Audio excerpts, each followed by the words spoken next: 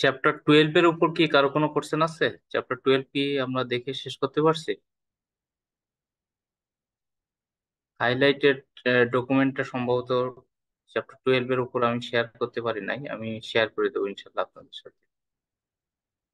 So আজকে আমরা দেখবো চ্যাপ্টার 13। তো চ্যাপ্টার 13-এ মূলত ম্যানেজিং আইডেন্টিটি অ্যান্ড অথেন্টিকেশন। তো এর আগেও কিছু কিছু জায়গায় কিন্তু আমরা আইডেন্টিটি অ্যান্ড অ্যাক্সেস ম্যানেজমেন্ট অথবা আইডেন্টিফিকেশন অ্যান্ড অথেন্টিকেশন এই রিলেটেড বিষয়গুলো জানছি। তো এটা হয়তো অনেক ক্ষেত্রে দেখা যাচ্ছে যে আমাদের একটু রিপিটেড হইতেও পারে। তো এইখানে বেসিকলি আমরা যেগুলো দেখবো যে control physical and logical access to asset. তো অলরেডি এর আগের চ্যাপ্টারে কিন্তু আমরা ফিজিক্যাল অ্যাক্সেস কন্ট্রোলটা আমরা দেখেছি। আজকে যেমন information system, device, facilities, application, এই রিলেটেড কন্ট্রোল গুলো আমরা মূলত এখানে দেখবো। তারপরে আমরা যে সিআইএ, যেটা কনফিডেন্সিয়ালিটি, ইন্টিগ্রিটি, অ্যাভেলেবিলিটি, এর পাশাপাশি আমরা যে I4A বলি, আইডেন্টিফিকেশন, অথেন্টিকেশন, অথরাইজেশন এবং অডিটিং, এটা সম্পর্কে আমরা একটু দেখবো। মাল্টি ফ্যাক্টর অথেন্টিকেশন, অ্যাকাউন্টেবিলিটি এবং নতুন কিছু কিছু টার্মিনোলজি এখানে দেখবো, যেমন ফেডারেটেড আইডেন্টিটি ম্যানেজমেন্ট স্কিম, তারপরে single sign on, just in time, এবং এই federated identity with third party সার্ভিসের ক্ষেত্রে আমরা অন প্রেমিস, ক্লাউড এবং হাইব্রিড, এই তিনটা মডেলে আমরা একটু দেখার চেষ্টা করি। এরপরে management, the identity and access provisioning life cycle, the role definition, provision, deprovision, এগুলো আমরা একটু এখানে দেখবো আজকে। তো এই চ্যাপ্টারটার মেন টার্গেট যেটা, সেটা হলো আইডেন্টিটি অ্যান্ড অ্যাক্সেস ম্যানেজমেন্ট ডোমেইনকে ফোকাস করা। আপনার যে অ্যাসেট আছে, আপনার যে সিস্টেম আছে, এই সিস্টেম বা অ্যাসেটে যখন আমরা কাউকে অ্যাক্সেস দিতে চাই, আমরা যখন কোন একটা সিস্টেমকে এখানে অ্যালাউ করব না ডিসঅ্যালাউ করব, বা অ্যালাউ করলে তাকে কতটুকু এরিয়াতে অ্যালাউ করব, এই টোটাল সিস্টেমটা মূলত এই চ্যাপ্টারটা এই সিস্টেমগুলো নিয়ে ডিসকাস করা হবে। Controlling access to asset, access to asset বলতে কি বুঝি? আমার যে অ্যাসেট যেগুলো আছে, আমার অর্গানাইজেশনে একটা হার্ডওয়্যার হইতে পারে, আমার সফটওয়্যার হইতে পারে, আমার নেটওয়ার্ক হইতে পারে, ইভেন তো আমার পিপল, প্রসেস, টেকনোলজি, আমার অর্গানাইজেশনে যা কিছুই থাকুক না কেন, each and everything is considered as a asset. তো এই অ্যাসেটকে যদি আমরা অ্যাক্সেস করতে চাই, বা কারা অ্যাক্সেস করতে পারবে, কারা অ্যাক্সেস করতে পারবে না, যারা অ্যাক্সেস করতে পারবে তারা কতটুকু অ্যাক্সেস করতে পারবে, each and everything is maintain through the controlling system. তো একটা অর্গানাইজেশনের অ্যাসেট কিন্তু দুই ধরনের হইতে পারে, সেটা ট্যাঞ্জিবল হইতে পারে, আবার সেটা ইনট্যাঞ্জিবল হইতে পারে। ট্যাঞ্জিবল অ্যাসেটের ক্ষেত্রে আমরা জানি কি, যেগুলোকে মূলত টাচ করা যায়। আর ইনট্যাঞ্জিবল অ্যাসেট যেগুলো টাচ করা যায় না, দ্যাটস মিন যেগুলোকে আমরা reputation related activities, intellectual properties, data, information, এগুলো হচ্ছে ইনট্যাঞ্জিবল অ্যাসেট। আমরা এই যে ডেটা বলতেছি, এই ডেটা বলতে মূলত আমরা কি বুঝি? ডেটা সম্পর্কে তো আমরা বলে থাকি যে data is the raw material of information. ডেটাটা মূলত ইনফরমেশন তৈরি করার জন্য যে র ম্যাটেরিয়ালস লাগে ডেটাটার, সেইখানে সেই র ম্যাটেরিয়ালস হিসেবে কাজ করে। Data is the raw materials of information. আর এইখানে আরেকটা ডেফিনেশন, আরেকটা টার্ম আসছে যে ইনফরমেশন। তাহলে ইনফরমেশনের ক্ষেত্রে আমরা কি করতে পারি? ইনফরমেশনের ক্ষেত্রে আমরা বলতে পারি information is the process data,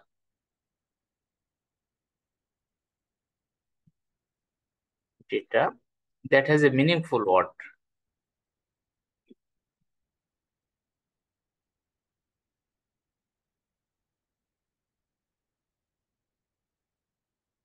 ঠিক আছে, meaningful, যার একটা ব্যবহার আছে। কেন আমরা উদাহরণ হিসেবে যদি বলি যে 8টায় সিআইএসএসপি প্রতিদিন হতে পারে ক্লাস। এই যে 8টায় প্রতিদিন সিআইএসএসপি হতে পারে class, each and everything is considered as a data. But যখন এই ডেটাটা আমরা একটু প্রসেস করব এবং আমাদের একটা মনের ভাব প্রকাশ করবে, তখন কিন্তু আমরা সেইটাকে বলতে পারি ইনফরমেশন। আমরা যদি বলি প্রতিদিন 8টার সময় সিআইএসএসপি ক্লাস হবে, এইগুলোকে আমরা বলতেছি যে ইনফরমেশন, কিন্তু এটা প্রসেস করা হয়েছে।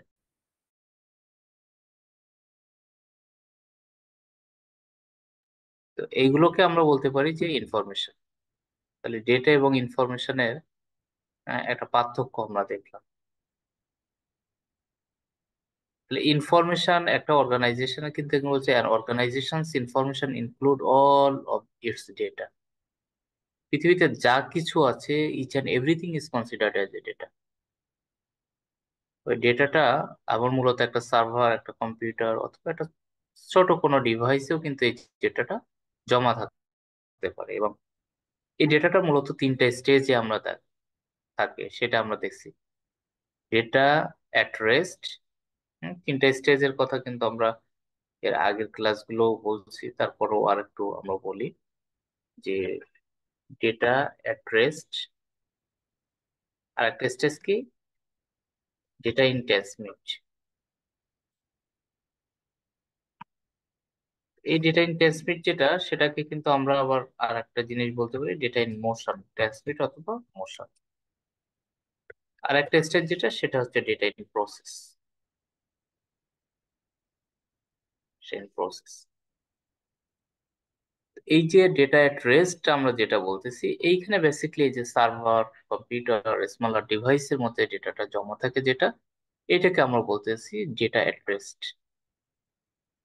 আর যখন আমরা একটা জায়গা থেকে ডেটাটা অন্য আর একটা জায়গায় ইউজ করতেছি, দেখা যাচ্ছে যে আপনার একটা সেন্ট্রাল সার্ভার আছে হেড অফিসে, আপনার ব্রাঞ্চ গুলো এই সেন্ট্রাল সার্ভারে ডেটা পাঠাচ্ছে অথবা সেখান থেকে ডেটা অ্যাক্সেস করতেছে। এই যে ডেটাটা পাঠাচ্ছে অথবা অ্যাক্সেস করতেছে নেটওয়ার্কের মাধ্যমে অথবা ফিজিক্যাল হতেও পারে, এইটাকে আমরা বলছি ডেটা ইন ট্রান্সমিট অথবা ডেটা ইন মোশন।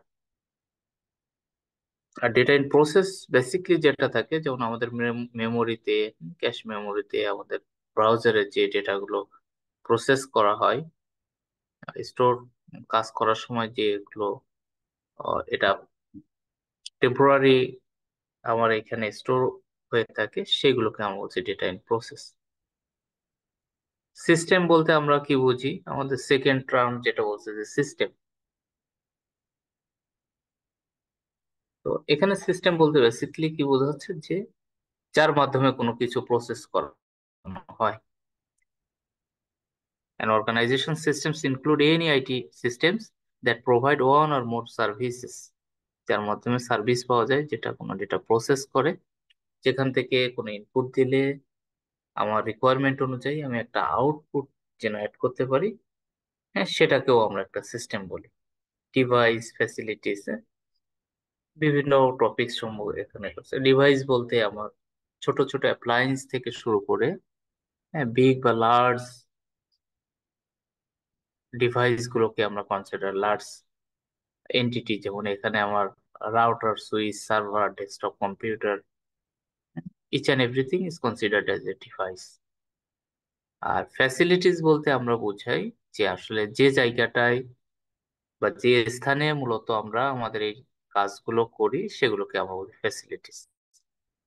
যেমন একটা ইন্ডিভিজুয়াল রুম হতে পারে, আমার ডেটা সেন্টার হতে পারে, দ্যাটস মিন এটা আমার ফিজিক্যাল লোকেশন, আমার এনভায়রনমেন্টাল একটা বিল্ডিং, একটা কমপ্লেক্স। তো এইগুলোকে মূলত আমরা বলছি ফ্যাসিলিটিস। আর অ্যাপ্লিকেশন বলতে যে সফটওয়্যার যেগুলোকে আমরা বলি, application frequently provide access to a organisation data. শুধুমাত্র অর্গানাইজেশন ডেটাকে অ্যাক্সেস শুধু না, এটা প্রসেস করা, এটাকে বিভিন্ন ওয়েতে এটা ইউজ করা, এইগুলোকে আমরা বলতেছি যে অ্যাপ্লিকেশন। তাহলে আমরা কয়েকটা জিনিস দেখলাম যে আমার একটা অর্গানাইজেশনে পরিচালনার ক্ষেত্রে আসলে ছোট ছোট স্টেজ থেকে সেটা আমার ডেটা, আমার ইনফরমেশন, বিভিন্ন ধরনের অ্যাপ্লায়েন্স, যে বিষয় যেগুলো আছে, application, server, each and everything. কেন আমরা এগুলো করতেছি? কারণ এই জিনিসগুলোকেই আমাকে সিকিউর করতে হবে ইচ অ্যান্ড এভরি ডে। আমরা যখন আমাদের বিজনেস প্রসেস গুলো আমরা পরিচালনা করি, তখন মূলত আমরা এই ডিভাইস গুলো, এই ইনস্ট্রুমেন্ট গুলো, এই অ্যাসেট গুলো, এইগুলোকে আমাদেরকে প্রতিনিয়ত ইউজ করতে হয়। দ্যাটস ওয়াই আমরা এইগুলো একটু আগে পড়ে নিলাম। এখন এইগুলোকে আসলে কিভাবে সিকিউরিটি প্রোভাইড করা যায়, how can we secure this devices, this is our main concerning issue in this chapter. So এখানে যেমন প্রথমে বলছে controlling physical and logical access. তাহলে আমি কেন কন্ট্রোল করব? কারণ আমার প্রত্যেকটা জিনিসের উপরে যাদেরকে আমরা অ্যাক্সেস দিচ্ছি, তাদের কম বেশি অ্যাক্সেস গুলো দিয়ে থাকি, কাউকে বেশি কাউকে কম। আবার যাকে অ্যাক্সেস দেওয়া নেই তাকে তো আটকাতে হবে, সে যেন আনঅথরাইজ ওয়েতে আমার ফিজিক্যাল অথবা লজিক্যালি আমার সিস্টেমটাকে, আমার ডেটা, আমার ইনফরমেশন, এগুলো যেন অ্যাক্সেস না করতে পারে। এই জন্য মূলত আমার এইগুলোকে কন্ট্রোল করতে হয়। কন্ট্রোল কিন্তু দুই ভাবেই করতেছে, অথরাইজ ইউজারের জন্য আমার কন্ট্রোল আছে, আবার আনঅথরাইজ ইউজার যারা আছে তাদের জন্য আমাকে কন্ট্রোল আছে। তো এই কন্ট্রোলটা মূলত বিভিন্ন ওয়েতে হয়। যেমন এখানে দুইটা কন্ট্রোল করছে, একটা হচ্ছে ফিজিক্যাল কন্ট্রোল আর একটা হচ্ছে লজিক্যাল অ্যাক্সেস। এই লজিক্যাল অ্যাক্সেসকে আমরা অনেক সময় টেকনোলজিক্যাল বা টেকনিক্যাল কন্ট্রোল আমরা বলতে পারি। ফিজিক্যাল কন্ট্রোল অথবা টেকনিক্যাল কন্ট্রোল বা লজিক্যাল অ্যাক্সেস, এটাও আমরা বলতে পারি।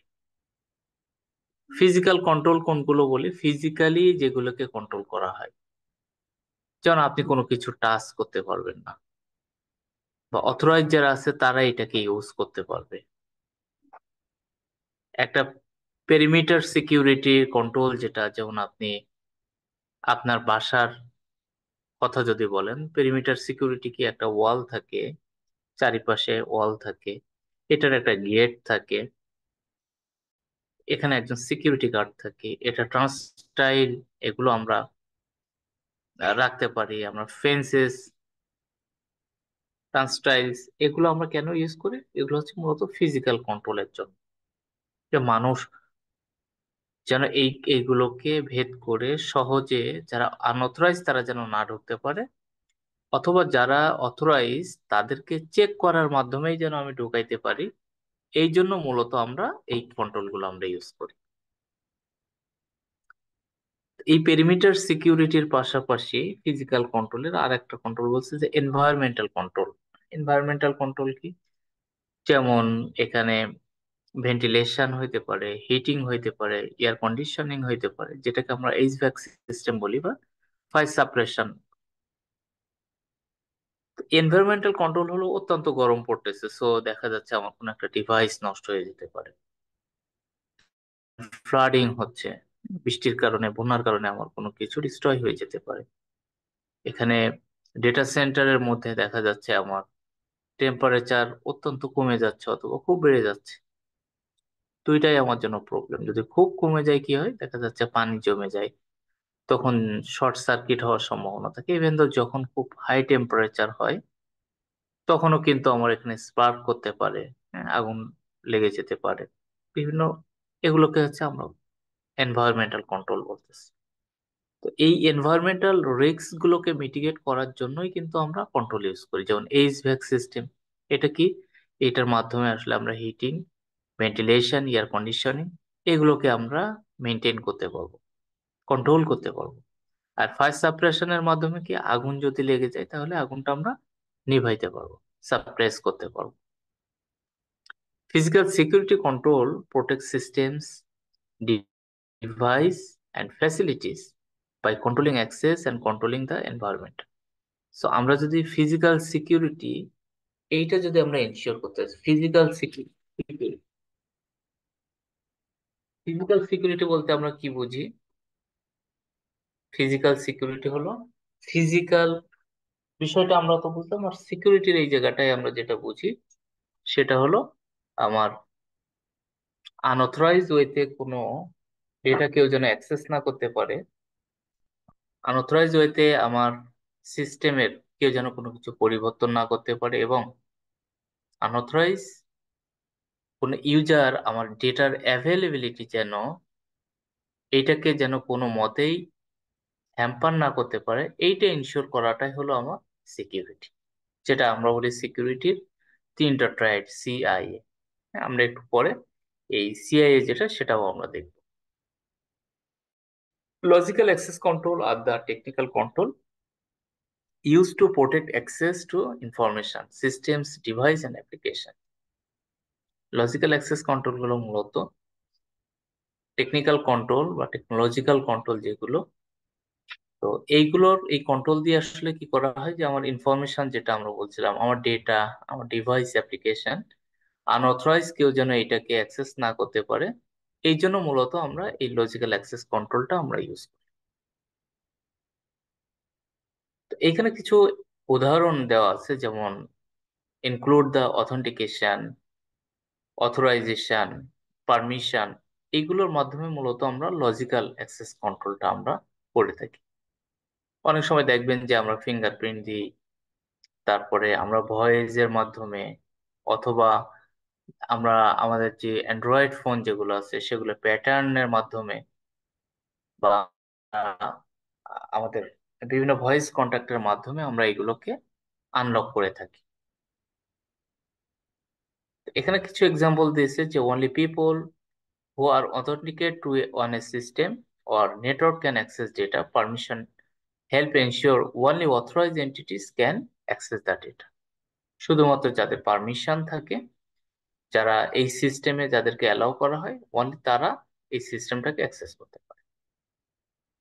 তাহলে আমরা এখানে বেসিকলি কি দেখলাম, আমরা এই বিষয়ে যে controlling physical and logical access, কিভাবে ফিজিক্যাল এবং লজিক্যাল অ্যাক্সেস এই কন্ট্রোল গুলো ইমপ্লিমেন্ট করা হয়, বা সিকিউরিটি ইনশিওর করার জন্য আমরা কিভাবে এই কন্ট্রোল গুলোকে ইউজ করতে পারি প্রপারলি, সেই বিষয়গুলো আমাদের এখানে ডিসকাস করি। তাহলে ফিজিক্যাল এবং লজিক্যাল অ্যাক্সেস, এই দুইটার মধ্যে, এই দুইটার উপর কারো কি কোনো কোশ্চেন আছে?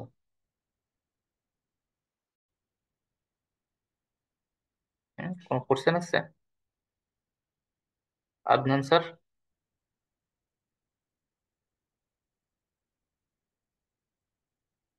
রেজাউল করিম স্যার, কি কোনো কোশ্চেন আছে?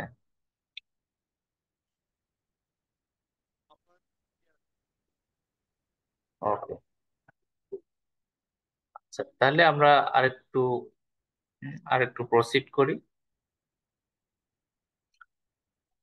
যে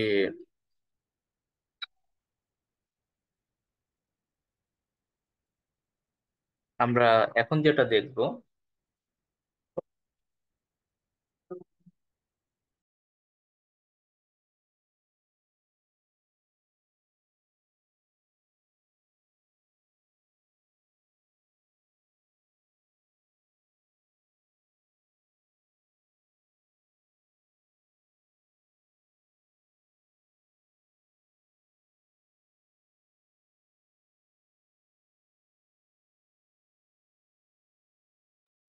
আচ্ছা আমরা এখন যেটা দেখব, যে আমাদের সিকিউরিটির যে আমরা তিনটা ট্রায়েড বলি বা প্যারামিটার বলি, হ্যাঁ, এই তিনটা প্যারামিটার মূলত আমরা দেখব।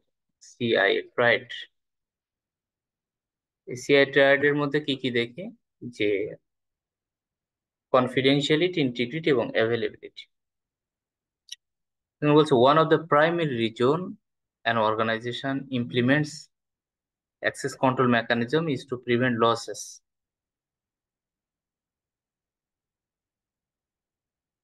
এখানে তিনটা মূলত ক্যাটাগরি থাকে, যে আইটি লসের ক্ষেত্রে লস অফ কনফিডেন্সিয়ালিটি, ইন্টিগ্রিটি এবং অ্যাভেলেবিলিটি। তো সিকিউরিটির এই ট্রায়েড যেটা সিআইএ, এটা আমরা আগেও ডিসকাস করছি। আমাদের এখানে বেসিকলি কি কি ছিল, তিনটা জিনিস ছিল। একটা হচ্ছে কনফিডেন্সিয়ালিটি।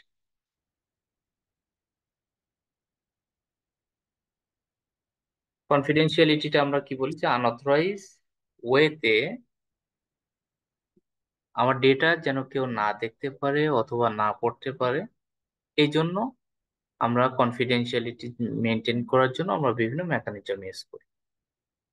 কনফিডেন্সিয়ালিটির ক্ষেত্রে কিন্তু আমরা এখানে একটা জিনিসই করি, এখানে শুধুমাত্র রিড অপারেশনটা হয়, রিড অপারেশন, এবং এখানে কোনো কিছু মডিফাই করা যায় না বা এ করা যায় না, শুধুমাত্র সে দেখতে পারে। যদি আনঅথরাইজ ওয়েতে কোনো আনঅথরাইজ পিপল যদি আমার ডেটা দেখে ফেলে বা ডেটাটা পড়ে ফেলে, তখন আমরা বলি এই কনফিডেন্সিয়ালিটির ব্রেক হয়েছে, এবং কনফিডেন্সিয়ালিটি যদি ব্রেক হয় তখন সেটাকে আমরা কি বলি, ডিসক্লোজার।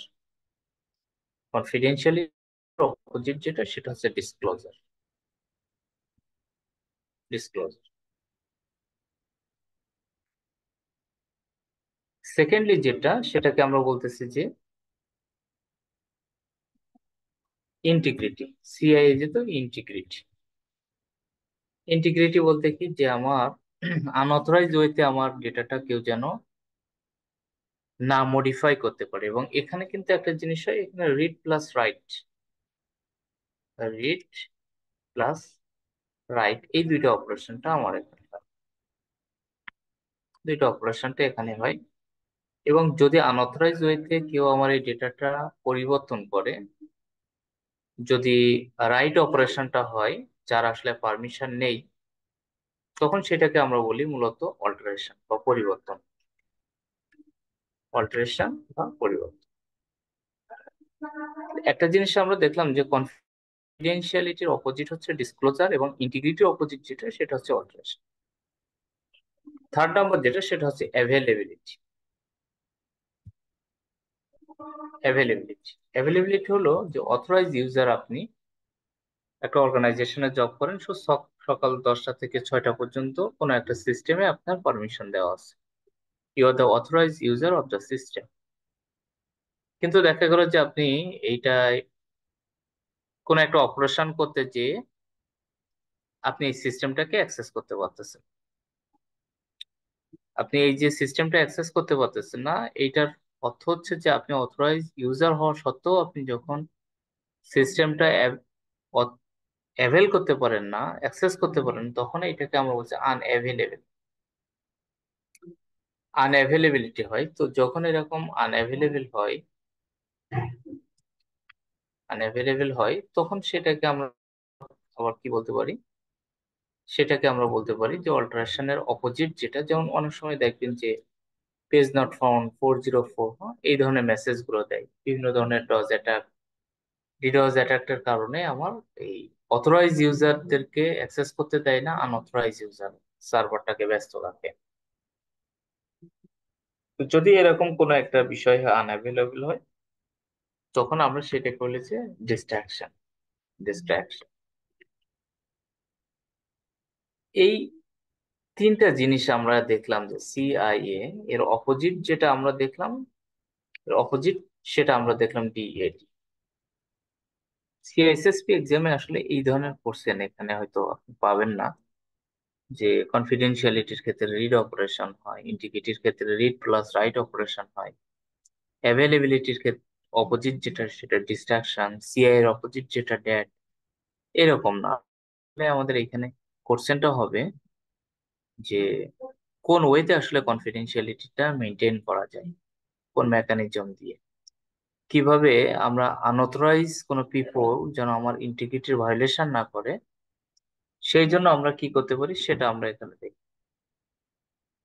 আর অ্যাভেলেবিলিটির ক্ষেত্রেও আমরা দেখি যে যেমন এখানে আমি অল্টারনেট আসলে কি কি সিস্টেম আমি এখানে রাখতেছি, আমার কি কি সিস্টেম এখানে থাকার দরকার, সেগুলো মিলাই মূলত আমরা অ্যাভেলেবিলিটিটা আমরা এখানে এনশিওর করতে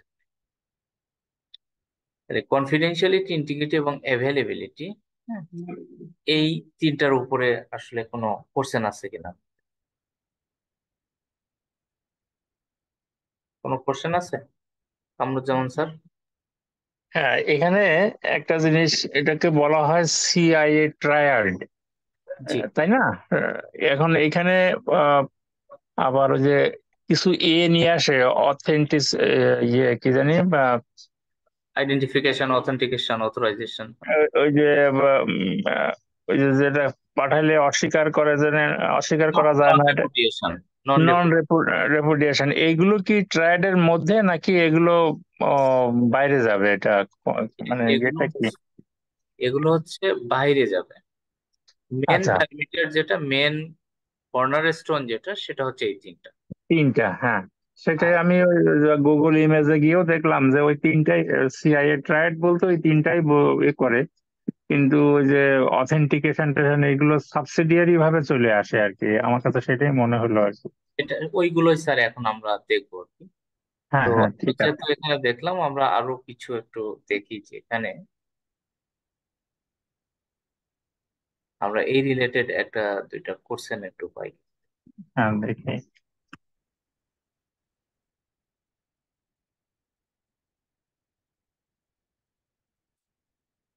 আমরা এখানে একটা,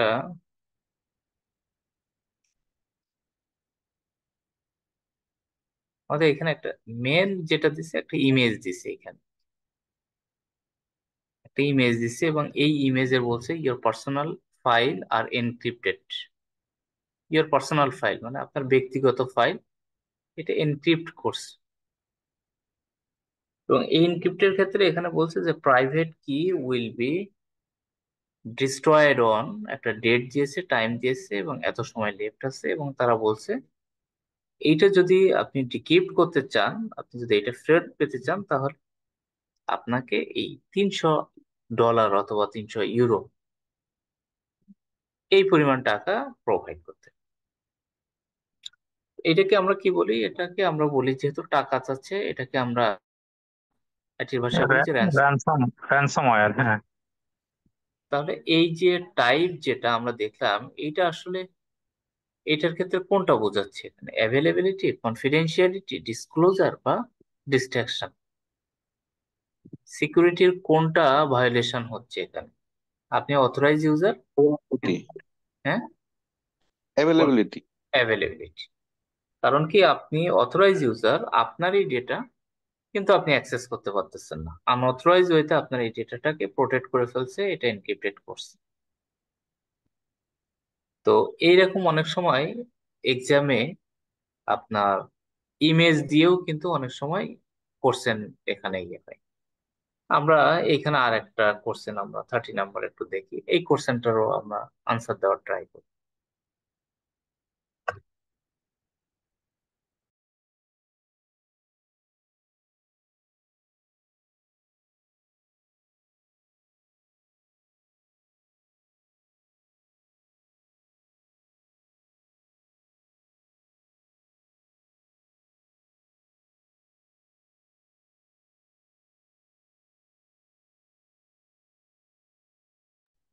এটাও অ্যাভেলেবিলিটি।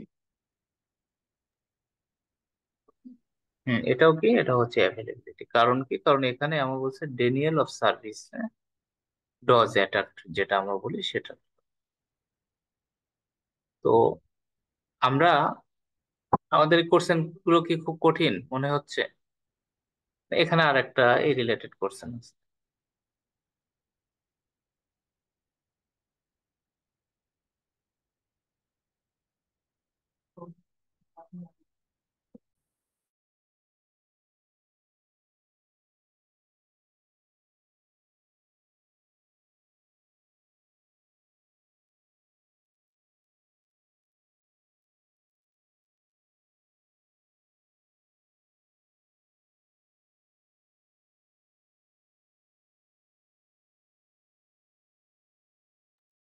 ইন্টিগ্রিটি। হ্যাঁ, ইন্টিগ্রিটি। কারণ কি, কারণ হলো আমার এখানে মেন কিওয়ার্ড যেটা, সেটা যেন আনঅথরাইজ ওয়েতে কেউ এটাকে অল্টার করতে পারবে না, আনঅথরাইজ ওয়েতে কেউ এটাকে অল্টার করতে পারবে না। তাহলে মোটামুটি আমরা সিআইএ সম্পর্কে আমাদের একটা ধারণা হলো, আমরা বুঝলাম। এখন আমরা যেটা দেখবো সেটা হচ্ছে ম্যানেজিং আইডেন্টিফিকেশন এন্ড অথেন্টিকেশন। তো আইডেন্টিফিকেশন এন্ড অথেন্টিকেশন বলতে আমরা কি বুঝি? আইডেন্টিফিকেশন হলো আপনার ইউজার আইডি, আপনার আইডি, আপনার আইডেন্টিটি। একজন ইউজারের আইডেন্টিটি যেটা, সেটাকে বলি আমরা আইডেন্টিফিকেশন। এবং এই আইডেন্টিফিকেশন বলতেই মূলত একটা সাবজেক্টকে বোঝায়। একটা সাবজেক্টকে বোঝায় যে কোনো একটা অবজেক্টকে অ্যাক্সেস করে, সেটাকে আমরা বলতেছি আইডেন্টিফিকেশন, আইডেন্টিটি। এবং এই আইডেন্টিটিকে প্রুফ করার জন্য আমরা যেটা বলি সেটাকে আমরা বলছি identification. Identification is a process of a subject claim or processing an identity. It হচ্ছে identification.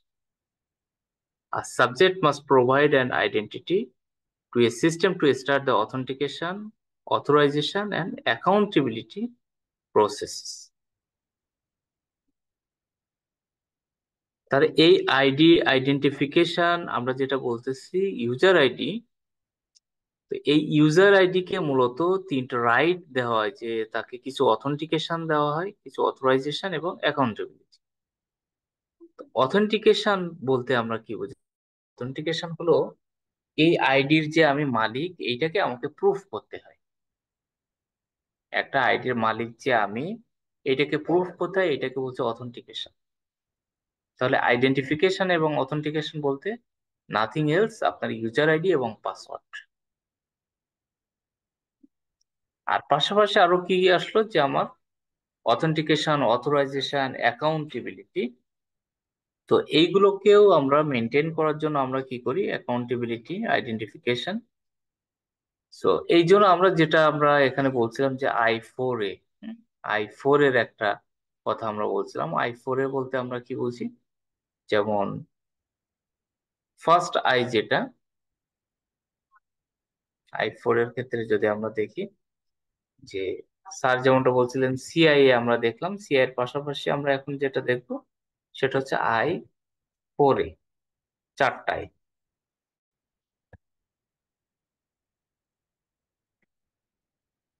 চারটায় তো প্রথম আই যেটা, সেটা আমরা তো দেখলাম যে আইডেন্টিফিকেশন।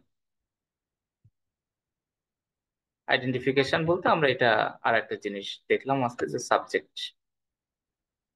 সাবজেক্ট অথেন্টিকেশন বলতে কি? আসলে এই আইডিটা যে আমি আমার, সেটা একটা প্রুফ করার জন্য। আমি যে বাংলাদেশের নাগরিক সেটা আমি কিভাবে প্রুফ করি? আমার একটা এনআইডি আছে, আমার পাসপোর্ট আছে, আমার বার্থ সার্টিফিকেট আছে এই দেশের জন্য। দ্যাটস ওয়াই আমি এটা প্রুফ করতে পারি আর কি। ঠিক একইভাবে আমি কোনো একটা সিস্টেমে যদি অ্যাক্সেস করতে চাই, আমি শুধুমাত্র ইউজার আইডি দিলেই কিন্তু আমি অ্যাক্সেস করতে পারবো না, আমাকে কি প্রোভাইড করতে হয়? পাসওয়ার্ড দিতে হয়। এই যে পাসওয়ার্ড যেটা দিচ্ছি, এটাকে আমরা বলতেছি অথেন্টিকেশন। অথেন্টিকেশন অথেন্টিকেশন আমরা এখানে কি বলতে পারি? যে পাসওয়ার্ড। আর আইডেন্টিফিকেশন, এটাকে আমরা কি বলতে পারি? আইডি এবং পাসওয়ার্ড। আইডেন্টিফিকেশন এন্ড অথেন্টিকেশন এই দুটো বলতে আমরা বুঝি আপনার ইউজার আইডি এবং পাসওয়ার্ড। এবং this is the first line of defence to secure a system. এটাকে ফার্স্ট লাইন অফ ডিফেন্স হিসেবে করা হয়। এবং এই আইডি যে আমরা দিচ্ছি যেটা, এটাকে ফার্স্ট স্টেপ, এবং সেকেন্ড স্টেপে আমরা কি করি? এই পাসওয়ার্ডটা আমরা প্রোভাইড করি। সেটাই এখানে বলছে যে identification and authentication offers together as a single two-step process. Providing an identity is the first, and providing the authentication information is the second step. এখন আমরা যদি কোন একটা সিস্টেমে আমরা ইউজার আইডি এবং পাসওয়ার্ড দিয়ে লগ ইন করি, লগ ইন করতে দেয়, তাহলে কি ওই সিস্টেমের A to Z আমরা সবকিছু কি দেখতে পারি? ডেফিনেটলি আমরা সেগুলো সবকিছু দেখতে পারি না। যতটুকু আমার পাওয়ার দেওয়া থাকে ততটুকুই আমি দেখতে পারি, এবং এই যতটুকু আমি দেখতে পারি এইটাকে আমি বলতেছি যে অথরাইজেশন। অথরাইজেশন কতটুকু জায়গায় আমি অথরাইজ, কতটুকু আমি দেখতে পারবো। আমি কি শুধু রিড করতে পারবো, না আমি রাইটও করতে পারবো? আমি কি ইনসার্ট করতে পারবো, ডিলিট করতে পারবো? এইটাকে আমরা অনেক সময় আমরা এটাকে বলি রোল অথবা রাইট। একজন ম্যানেজার যতটুকু দেখতে পারে, তার অফিসার কিন্তু সেই লেভেলে দেখতে পারে না। এটাকে আমরা বলতেছি রোল। একজন হয়তো একটা ডেটা দেখতে পারে, কিন্তু সে এই ডেটাটা মডিফাই করতে পারে না, এটাকে আমরা বলছি রাইট। তাহলে এই যে রোল রাইট আমরা একজনকে দিলাম, এখন একজন অথরাইজ ইউজারই হোক, সে, তাকে পারমিশন দেওয়া আছে, এর অর্থ এই নয় যে সে যা কিছু খুশি তাই করতে পারবে। তাকে সে ট্রানজেকশন করতে পারে, সে টাকা জমা নিতে পারে, টাকা উঠাইতে পারে। এর অর্থ এই নয় যে সে ইচ্ছা খুশি মতো যে কোনো অ্যাকাউন্টে যে কোনো মানুষের টাকা জমা নিবে বা তাকে টাকা দিয়ে দিবে। কারণ তার প্রত্যেকটা কাজের জন্য কিন্তু তার অ্যাকাউন্টেবিলিটি আছে, প্রতিটা কাজের জন্য তার একটা অ্যাকাউন্টেবিলিটি আছে। সে কি করতেছে না করতেছে, ইচ এন্ড এভরিথিং এখানে কিন্তু মনিটরিং করা হয় এবং তাকে এটা জবাব দিতে হবে। এই জবাবদিহিতার যেটা সেটা হচ্ছে অ্যাকাউন্টেবিলিটি, কোন আইডি দিয়ে কি কাজ করা হচ্ছে। তো এটা আমরা কোথা থেকে দেখতে পারি এই অ্যাকাউন্টেবিলিটির এটা, যে কোন ইউজার কি কাজ করছে না করছে, সেটা হলো একটা অডিট লগ জেনারেট হয়। এই অডিট লগটা এটা অডিটিং এর মাধ্যমে আমরা আইডেন্টিফাই করি। তাহলে আমার আইডেন্টিফিকেশন, আমার অথেন্টিকেশন, অথরাইজেশন, অ্যাকাউন্টেবিলিটি এবং অডিটিং। অনেক সময় আমাদের কোশ্চেন আসে যে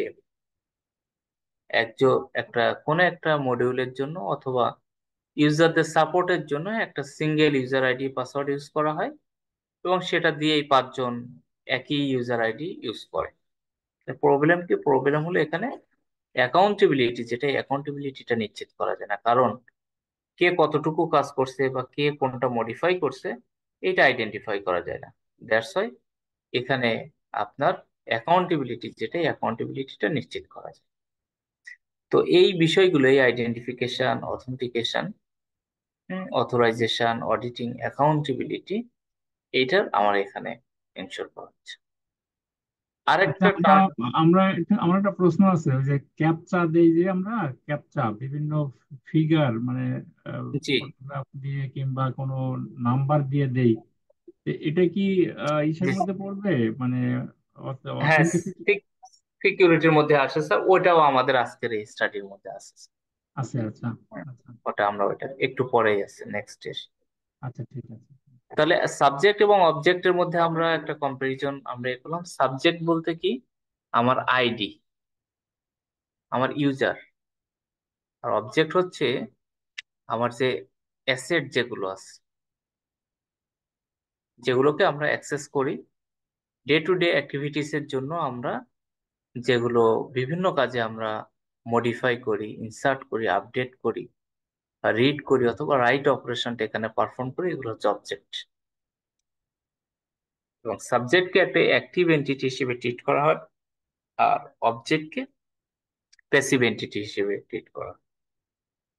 সাবজেক্টের এইখানে যেমন সাবজেক্ট ক্যান বি ইউজার, একজন ইউজার হইতে, একটা প্রোগ্রামও হইতে পারে, একটা প্রসেস হইতে পারে, সার্ভিস, কম্পিউটার, এনিথিং, যেটা মূলত একটা অবজেক্টকে, একটা রিসোর্সকে অ্যাক্সেস করে, সেই হচ্ছে সাবজেক্ট ওই পার্সপেক্টিভ। আর অবজেক্ট কি বললাম, যে প্যাসিভ এন্টিটি, এবং যে মূলত যাকে অ্যাক্সেস করা হয়।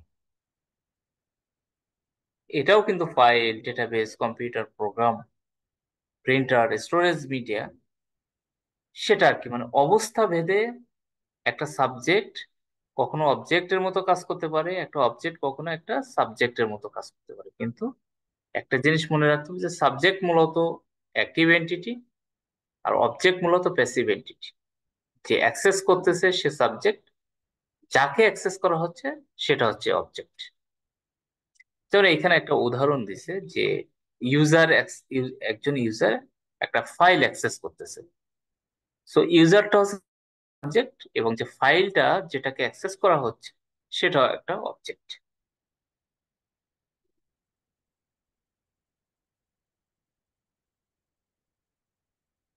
Registration, proofing and establishment of identity. তো আমরা আমাদের যে অ্যাসেট যেগুলো আমরা বললাম, আমাদের অর্গানাইজেশনের জন্য, কোন একটা সিস্টেমের জন্য যে অ্যাসেট যেগুলো আছে, এই অ্যাসেট গুলোকে এই অর্গানাইজেশনের যারা ইউজ করবে, যারা ব্যবহার করবে, বা যারা এই অর্গানাইজেশনে ব্যবহার করবে, তাদের আইডেন্টিটিটা, ইচ অ্যান্ড এভরিথিং কিন্তু একটা ইনভেন্টরি অথবা একটা রেজিস্ট্রেশন প্রসেসের মাধ্যমে আসতে হয়। তো যদি আমরা এই সাবজেক্টকে রেজিস্ট্রেশন করতে চাই, তাহলে কিভাবে আমরা রেজিস্টার করি? কেন আমি বললাম যে আমি বাংলাদেশের একজন নাগরিক, কিভাবে আমি বুঝবো? আমার একটা এনআইডি আছে, আমার পাসপোর্ট, আমার ড্রাইভিং লাইসেন্স, বার্থ সার্টিফিকেট, এগুলোর মাধ্যমে কিন্তু আমি প্রুফ করি যে আমি মূলত বাংলাদেশের নাগরিক। I am the right person, this is my identity. আর এই আইডেন্টিটিটা এস্টাবলিশ করা হয় বিভিন্ন মেকানিজমের মাধ্যমে, যেমন এইখানে কিছু এক্সাম্পল দিছে যে which of the following vehicles have you recently purchase, কিছু কোশ্চেনারিজ এর উপর ভিত্তি করে আমার রেজিস্ট্রেশনটা এটা কমপ্লিট করা আছে। সেটা একটা রেজিস্ট্রেশন প্রসেসের ক্ষেত্রে হইতে পারে। কিন্তু আমি যদি এরকম বলি যে না, এটা আমার, আমি যেটা অ্যাক্সেস করতে চাচ্ছি এটা আমার কোনো একটা অবজেক্ট, এটা ভেহিকেল শুধু না, আমি একজন নতুন এমপ্লয়কে এখানে নিয়োগের কথা চিন্তা করতেছি, তাহলে এই নতুন নিয়োগের ক্ষেত্রে তারও রেসপন্সিবিলিটিস কি, তাকে কিভাবে আমি আমার সিস্টেমে ইন্টিগ্রেট করব, তার অ্যাক্সেসটা কিভাবে কন্ট্রোল করব, এগুলো মূলত আমার এই আইডেন্টিটিটা বলে।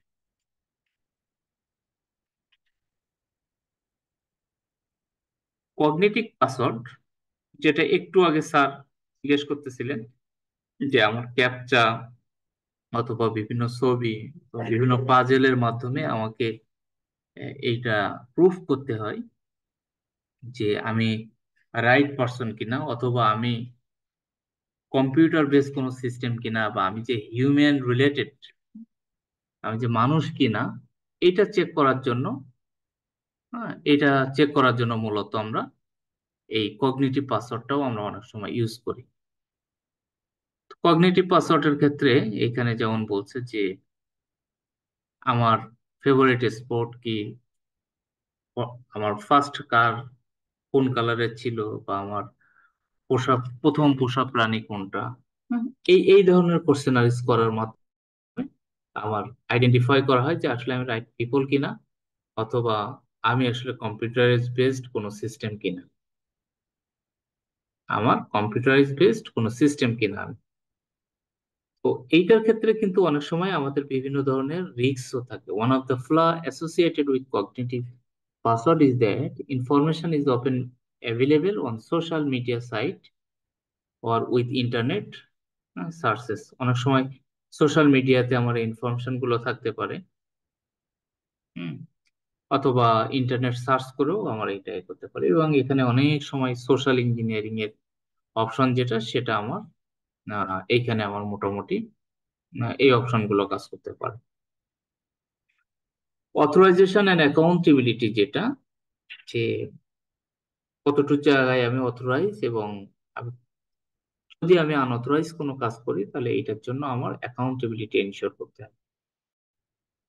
আমার দ্বারা যদি কোনো ভুল হয়, আমি অথরাইজ ইউজার, আমি কিছু রিসোর্স এখানে অ্যাক্সেস করি, আমি যদি এই রিসোর্সকে মিসইউজ করি তাহলে কি হবে? যেহেতু আমার ইউজার আইডি দিয়ে এই কাজটা হয়েছে, আমার আইডেন্টিটি ইউজ করে এই কাজটা হয়েছে, that's why I am the accountable people for that job. তাহলে এই অ্যাকাউন্টেবিলিটিটা কিভাবে দেখা হয়? যে অডিট করার মতো, auditing track subject and record when the access object creating an audit trail is no more than more audit logs. এইটার মাধ্যমে আমরা কি বলি? আমরা অ্যাকাউন্টেবিলিটিটা এনশিওর করতে পারি। অথরাইজেশন হলো আমি কতটুকু জায়গায় অথরাইজড, আমি ট্রাস্টেড কিনা, আমি কি করতে পারবো, কতটুকু আমি অপারেশন কাজ করতে পারবো, আমি রিড করতে পারবো না রাইট করতে পারবো, সেগুলো। আর অ্যাকাউন্টেবিলিটি আমরা বললাম যে অ্যাকাউন্টেবিলিটি হলো আমার প্রত্যেকটা কাজের জন্য আমি অ্যাকাউন্টেবল, এবং এই কিছু কিছু কিওয়ার্ড বা টার্মিনোলজি এখানে ইউজ করা হয় যেটা দেখে সহজে কিন্তু আমরা এটা আইডেন্টিফাই করতে পারি। যেমন এখানে অডিট ট্রায়াল, অডিট ট্রায়াল দেখে মূলত দেখা যায় যে আসলে কে এখানে কোন ধরনের কাজ করছে, কে কোন কাজের জন্য লায়াবিলিটি। আমরা যদি একটু উম, আরো একটা দুইটা কোশ্চেন এখানে দেখি, যেমন আমরা অ্যাকাউন্টেবিলিটি আমরা দেখলাম, অ্যাকাউন্টেবিলিটি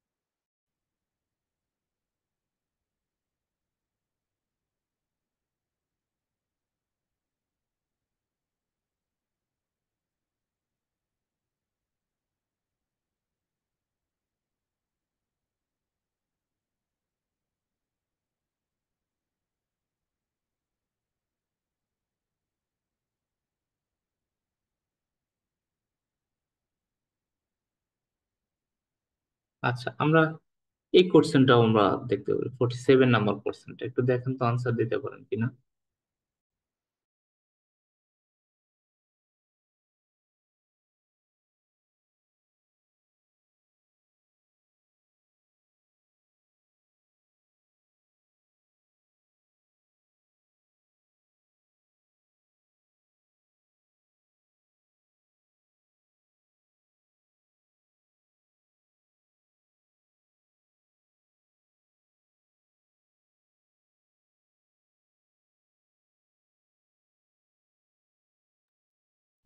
ডি।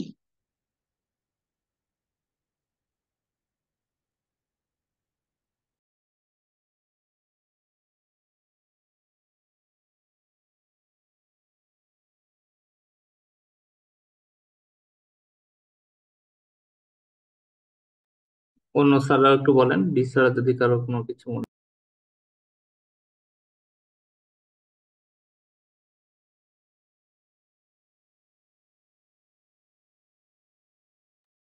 এও হইতে পারে।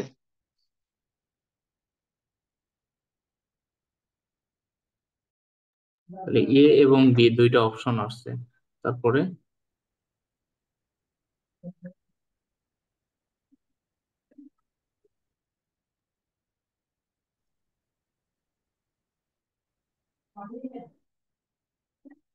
এ এবং বি দুইটা অপশন আসছে, তারপরে এইখানে প্রভিশনিং প্রসেস বলতে কি, যেটা অর্গানাইজেশনকে ফলো করা হয়, যে প্রভিশনটা সেটাই নাকি কি বোঝাতে চাইছে প্রভিশনিং প্রফেশন বলতে প্রসেস? আসলে যেমন কাকে কতটুকু দায়িত্ব দেওয়া হয়, এই জাতীয় আর কি।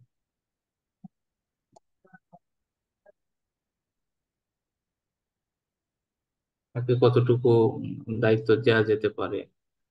তাহলে তো ম্যানুয়াল রিভিউ অফ পারমিশন হওয়ার কথা। এটা অর্গানাইজেশন সিকিউরিটি পলিসি কতখানি অনুসরণ করা হয়েছে। তো এইখানে কিন্তু একটা জিনিস বলছে, আমাদের কোর্সেন পড়ার সময় সবসময় খেয়াল রাখতে হবে, নট টিপিক্যালি ইউজড। ও আচ্ছা, নট টু বি ক্লিয়ার। আমার কিন্তু কোর্সেনের মধ্যে আছে নট টিপিক্যালি ইউজড। ও আচ্ছা আচ্ছা, তো নেগেটিভ কোশ্চেন। হ্যাঁ, নেগেটিভ কোর্সেন। তো এই জন্য আমরা সবসময় কি বলি, আমরা যখন কোর্সেনটা পড়বো, পড়ার সময় প্রথম কাজ হচ্ছে আমাদের কোর্সেনের মেন পয়েন্ট যেগুলো সেগুলো একটু মার্ক করা, তারপরে অপশন গুলো একটু পড়বো। থার্ড টাইমে আমি হচ্ছে আমার এখানে যেগুলো আমি মার্কিং করছিলাম ওইটা দেখে আমি আবার পুনরায় আমি অপশন গুলো একটু দেখি। কারণ মেন সমস্যা হয় কি, যে আপনি কোশ্চেনটা যখন পড়তেছেন, পড়ার পর অপশন গুলো পড়ার পরে আসলে কোশ্চেনে কি জিজ্ঞেস করছিল এটা অনেক সময় আমরা ভুলে যাই। যার কারণে একটু সময় নিয়ে, যেহেতু আমার এনাফ টাইম আছে পরীক্ষায়, ঠান্ডা মাথায় ঠিক এইভাবে দেখতে হবে। প্রথমবার কোশ্চেন পড়ার সময় আমরা কিওয়ার্ড গুলো মার্ক করব, তারপর অপশন গুলো পড়বো। থার্ড স্টেজে আমি ওই যেগুলো কিওয়ার্ড গুলো মার্ক করছিলাম সেগুলো দেখে আমি ফোর্থ স্টেজে আমি আবার এটা আনসার দিয়ে ফেলি। তাহলে তো আসলে সি হবে অ্যান্সার। সেই ক্ষেত্রে, সি হবে। হ্যাঁ, সেই ক্ষেত্রে হচ্ছে C is the correct answer. Signature base detection যেটা, এটা ডিটেক্ট করে কোনো কিছু।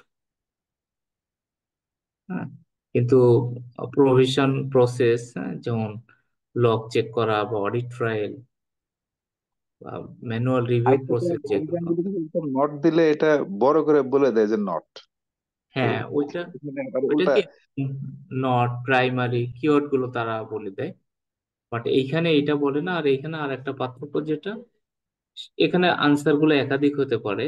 হাউএভার সিজা এক্সামের ক্ষেত্রে শুধুমাত্র একটা অপশনই কারেক্ট, একটাই আমাদেরকে সিলেক্ট করার অপশন থাকে। আচ্ছা, সিএসপি তে কি মানে ওই মানে রেডিও বাটন থাকে না, মানে মাল্টিপল অপশনও দেওয়ার অপশন থাকে? হ্যাঁ, দুইটাই থাকে, রেডিও অপশনও থাকে, রেডিও বাটন, অথবা এখানে চেক করা যায়। হুম, এখানে আপনি চেক করে করে চেক বক্স থাকে, সেখান থেকে আপনি আনসার দিতে। এবং দুই একটা কোশ্চেন প্রথম দিকে খুব ভয়ঙ্কর টাইপের থাকে, সেখানে হয়তো 8টা অপশন আছে, সেখান থেকে আপনার বললো যে মোস্ট ইফেক্টিভ অপশন গুলো বের করতে, এবং সেটা এমনও হইতে পারে যে 6টা অপশন হতে পারে। বাট কনসেপ্ট যদি ক্লিয়ার থাকে, এটা খুব বেশি সমস্যা হয় না। এটা খুব বেশি এবং সমস্যা। এই কোশ্চেনের উপর বেস করে তো আবার নেক্সট কোশ্চেন করবে, মানে প্রথম দিকে হ্যাঁ, যদি ভয়ঙ্কর। এক্স্যাক্টলি, এখানে একটা অ্যালগোরিদম ইউজ করে যে আপনার কোশ্চেন যদি আপনি পারেন আরো একটু হার্ড দিবে, সেটা যদি পারেন আরো একটু টাফ, লাইক দ্যাট। যদি না পারেন একটু তাহলে তো সহজ দেবে।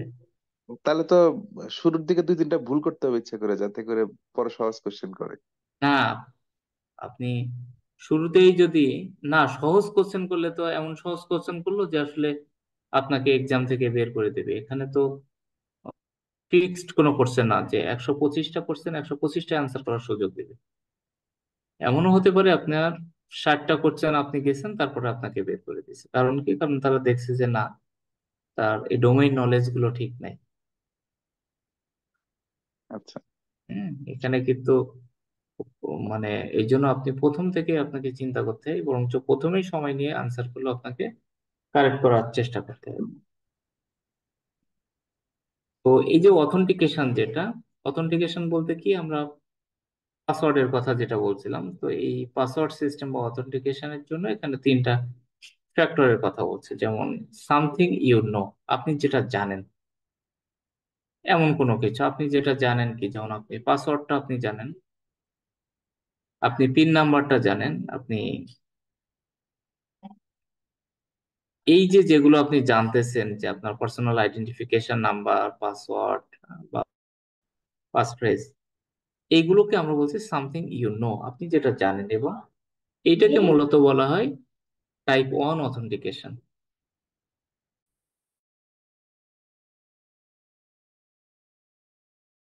এগুলোকে বলা হয় type 1 authentication, something you no.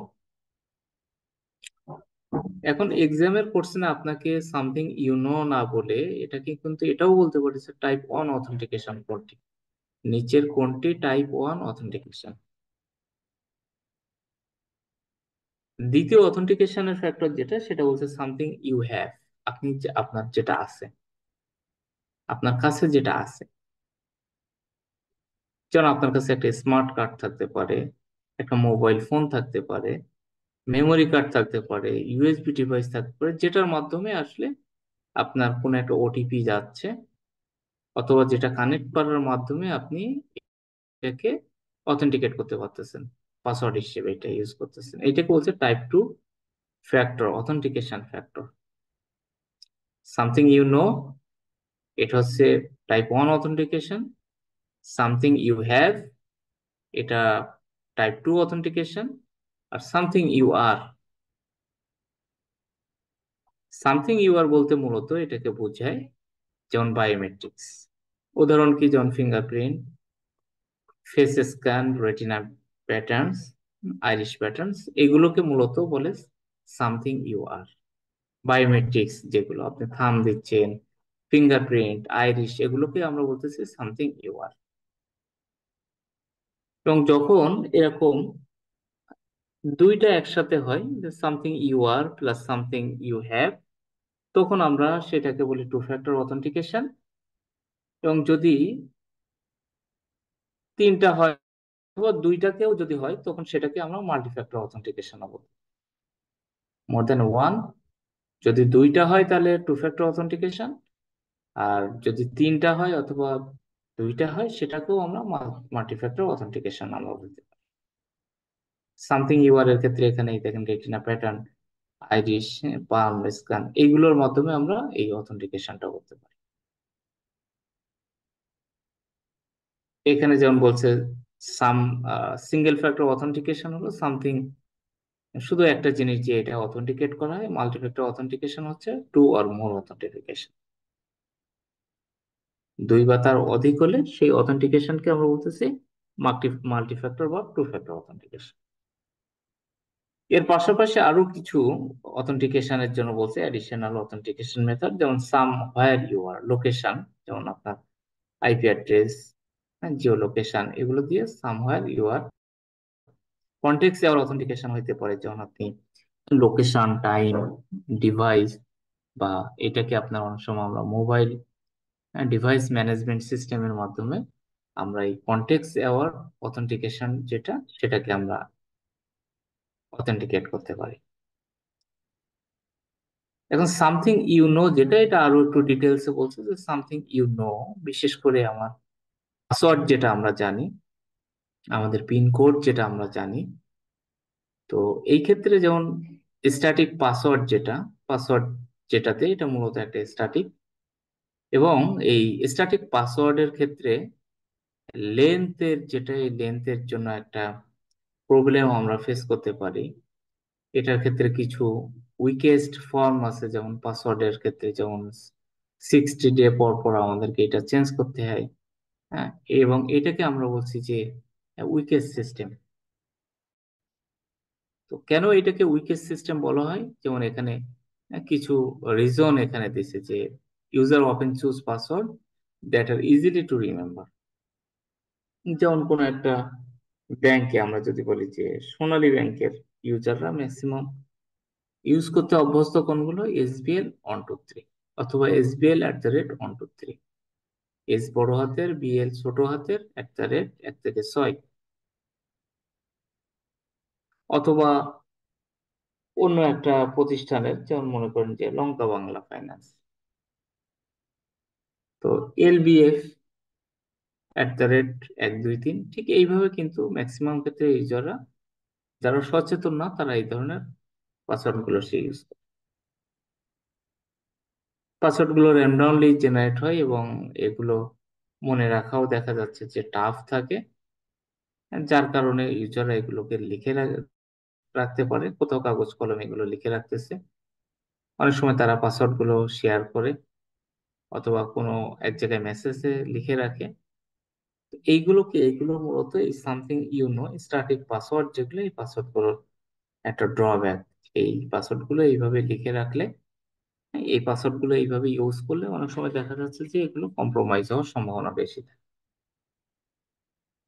তো এটার একটা স্ট্রেংথ তাহলে ওয়ে। এটার এখন সলিউশন কি? মানে যেমন পাসওয়ার্ড প্রতি মাসে যদি চেঞ্জ করতে হয়, তো এটা কি মনে রাখা তো সম্ভব না? হ্যাঁ, এটা মনে রাখা সম্ভব না। এটার জন্য কি হয় যে আসলে পাসওয়ার্ড ম্যানেজমেন্টের জন্য কিন্তু অনেক ধরনের সিস্টেম আছে, যেমন আমরা identity and access management solution আছে এগুলো, অথবা যদি আমরা আহ, বলি, আমরা অ্যাডমিনিস্ট্রেটিভ পাসওয়ার্ড যেগুলো বলি সেগুলোর জন্য কিন্তু আমাদের এই যে প্রিভিলেজ অ্যাক্সেস ম্যানেজমেন্ট, প্যাম, হ্যাঁ, এই সলিউশন গুলো আমরা ইউজ করতে পারি। তো এই সলিউশন গুলো ইউজ করলে আপনার এই ধরনের প্রবলেম গুলো আর হয় না। কিন্তু পার্সোনাল তারপরেও জন্য মানে ব্যক্তিগত ভাবে তো মানুষ তো আর মানে আলাদা করে সলিউশন তো কেউ ইউজ করে না। হ্যাঁ, ব্যক্তিগত এই জন্য তাদেরকে কি করতে হয়, তাদেরকে কিন্তু আপনি ছোট ছোট অনেক সলিউশন আছে মাইক্রোসফটের, অথবা ইভেন তো আপনি ফ্রি অনেক সলিউশন আপনি এখান থেকে পান। কারণ আমরা ব্রাউজারের অধিকাংশ সময় আমরা কি পাসওয়ার্ড গুলো সেভ করে রাখি, তাই না? তো ব্রাউজারে যদি আমরা পাসওয়ার্ড সেভ সেভ করি, তাহলে এটা কিন্তু আমরা প্রোটেক্ট করে রাখতে পারি, যেমন ব্রাউজারেও আমরা একটা মাস্টার পাসওয়ার্ড দিয়ে রাখতে পারি। আর ব্রাউজার কম্প্রোমাইজ হলেও আমার এই মাস্টার পাসওয়ার্ডের কারণে আমি কিন্তু আমার অন্য পাসওয়ার্ড গুলো কেউ দেখতে পারবে না। এটা হচ্ছে আমার বিভিন্ন ধরনের প্রোটেকশন মেকানিজম। যেমন এইখানে একটা উদাহরণ দিছে, one way of strengthening a password is by using a face. আমরা এই যে এখানে লিখতেছি না যে পাসওয়ার্ড 1 2 3 4, RBL 1 2 3, JBL 1 2 3, এগুলো না লিখে আমরা প্রাফেজ আকেও আমরা লিখতে পারি। যেমন I passed the CISSP exam, I বড় হাতের, পি বড় হাতের, ডি বড় হাতের, CISSP সবগুলো বড় হাতের। এটা লেন্থের জন্য আমার এখানে ভালো একটা কাজ করে, এবং অনেক সিস্টেম দেখা যাচ্ছে যে আপনার এই স্পেস যদি আমরা দিই, স্পেস গুলো তারা কাউন্ট করে না। তো এটা দিলেও তুলনামূলক নর্মাল পাসওয়ার্ড যেটা, সেটা কিন্তু তার থেকেও এখানে হয়। আপনি যদি দেখেন যে মোস্ট ইউজড পাসওয়ার্ড, আমরা যদি এরকম লিখি মোস্ট পাসওয়ার্ড 2024 দেখি আমরা, তো এইটা যে বিভিন্ন জায়গায় তো আসলে যে ডেটাগুলো হ্যাক হয়, ওগুলো থেকেও কিন্তু আমরা এই ডেটাগুলো কালেক্ট হয়। যেমন এখানে দেখেন সব থেকে ইউজ হয়েছে 1 থেকে 6, তারপরে পাসওয়ার্ড লেখা, এখানে যেমন কিছু ইয়ে করছে,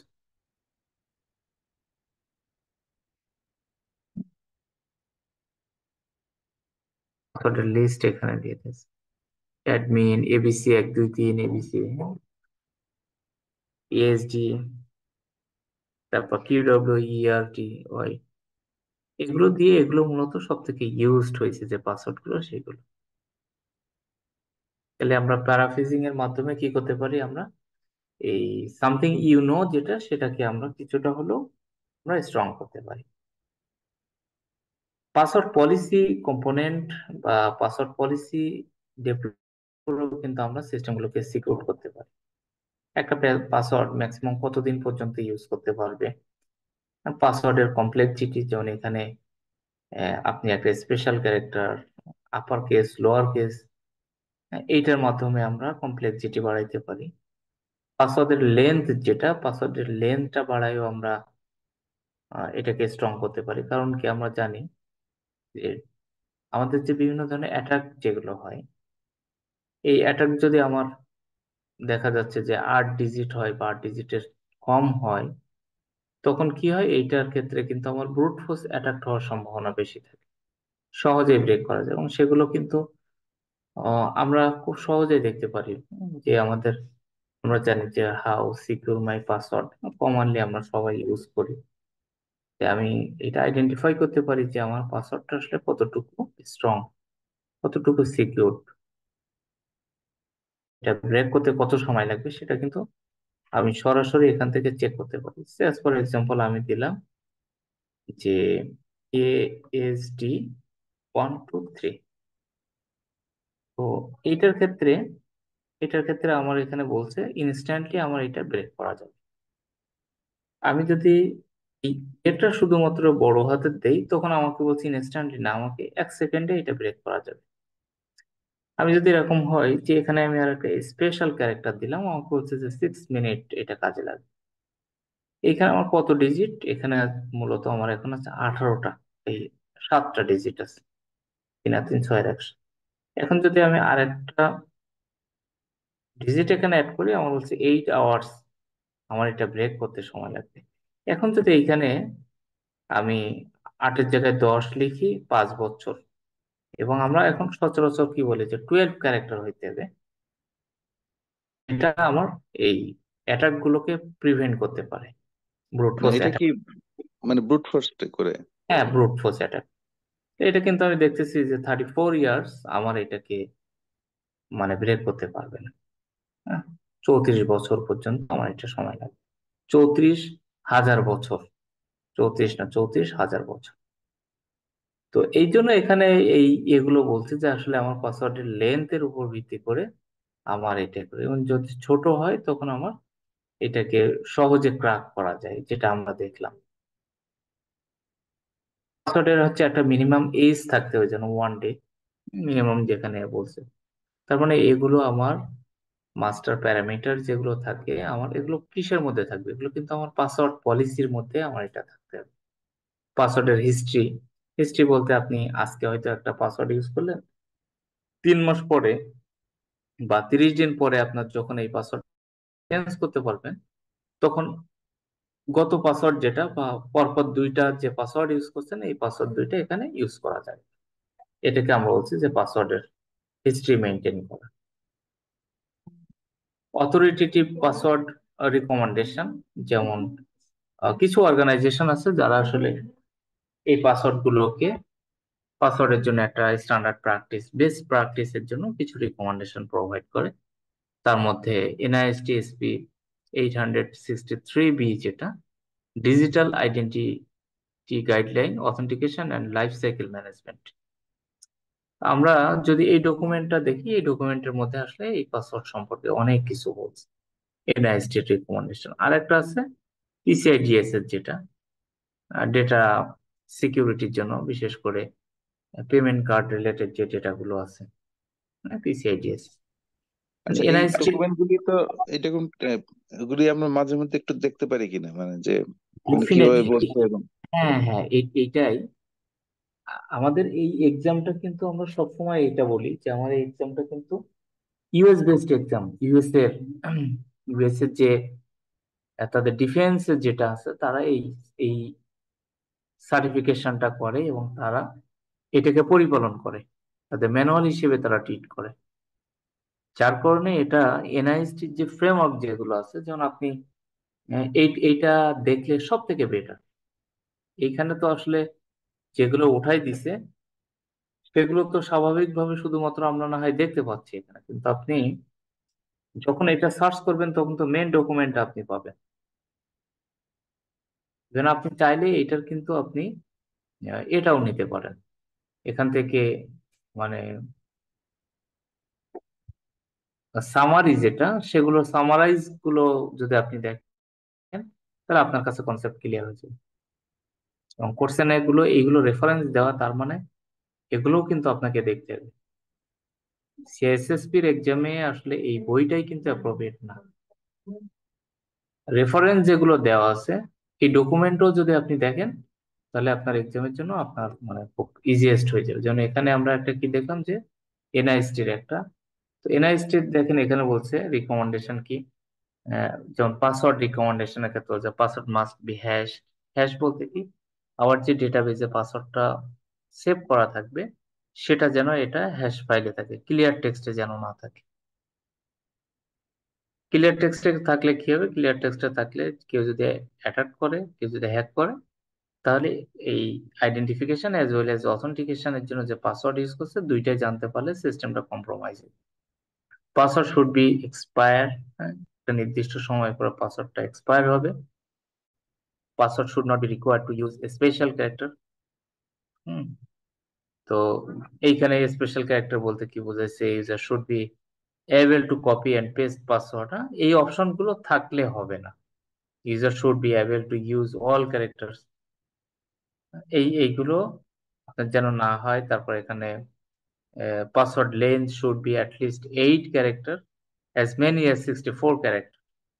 সর্বনিম্ন 8 ক্যারেক্টারে হইতে হবে এবং সর্বোচ্চ কত, 64 character. Password system should screen password, আমার স্ক্রিন যেগুলো আছে যেমন কম্পিউটার, ল্যাপটপ, এইগুলোর ক্ষেত্রে আমরা যখন কোনো পাসওয়ার্ড দিই এই পাসওয়ার্ড গুলো যেন মাস্কিং করা থাকে, অ্যাজ ওয়েল অ্যাজ এগুলো যেন মানে স্ক্রিনের ক্ষেত্রে এগুলো যেন দেখা যায়। Before accepting a password, password system should be check them against the list of commonly used password.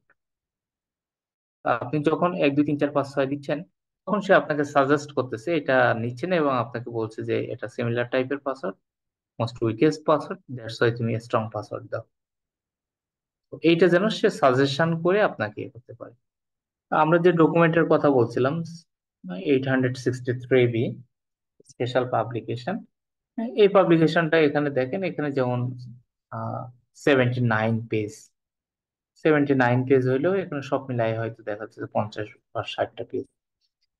আমরা যে পাসওয়ার্ড পলিসি তৈরি করি, আপনি বিভিন্ন অর্গানাইজেশনে দেখবেন যে বিশেষ করে আমি যখন কোথাও কোনো একটা পোস্ট দিই, লিঙ্কডইন, তারা এটার জন্য বিভিন্ন জন মানে রিকোয়েস্ট করে আমাকে এটা দাও, আমাকে ওইটা একটু দাও, আমার একটু সেন্ড করো, আমি ডাউনলোড করতে পারতেছি না। বাট এইগুলোর জন্য কিন্তু এনআইএসটির ফ্রেমওয়ার্ক যেটা বা আইএসওর যে স্ট্যান্ডার্ড, এটা কিন্তু অনেক চমৎকার এবং এখানে কিন্তু এ টু জেড সবকিছু থাকে। সো এটা আসলে আমার কোথায় লাগে, এই ডকুমেন্টটা কোথায় থাকে, এটা কিন্তু আমার সিকিউরিটি পলিসির মধ্যেই আমার এই ডকুমেন্ট গুলো থাকতে হবে। আমার এই যে পাসওয়ার্ড পলিসি, তারপরে আমার bring your own device, different types of যে আমার কমপ্লায়েন্সের জন্য যে পলিসি দরকার এগুলো এখানে থাকে।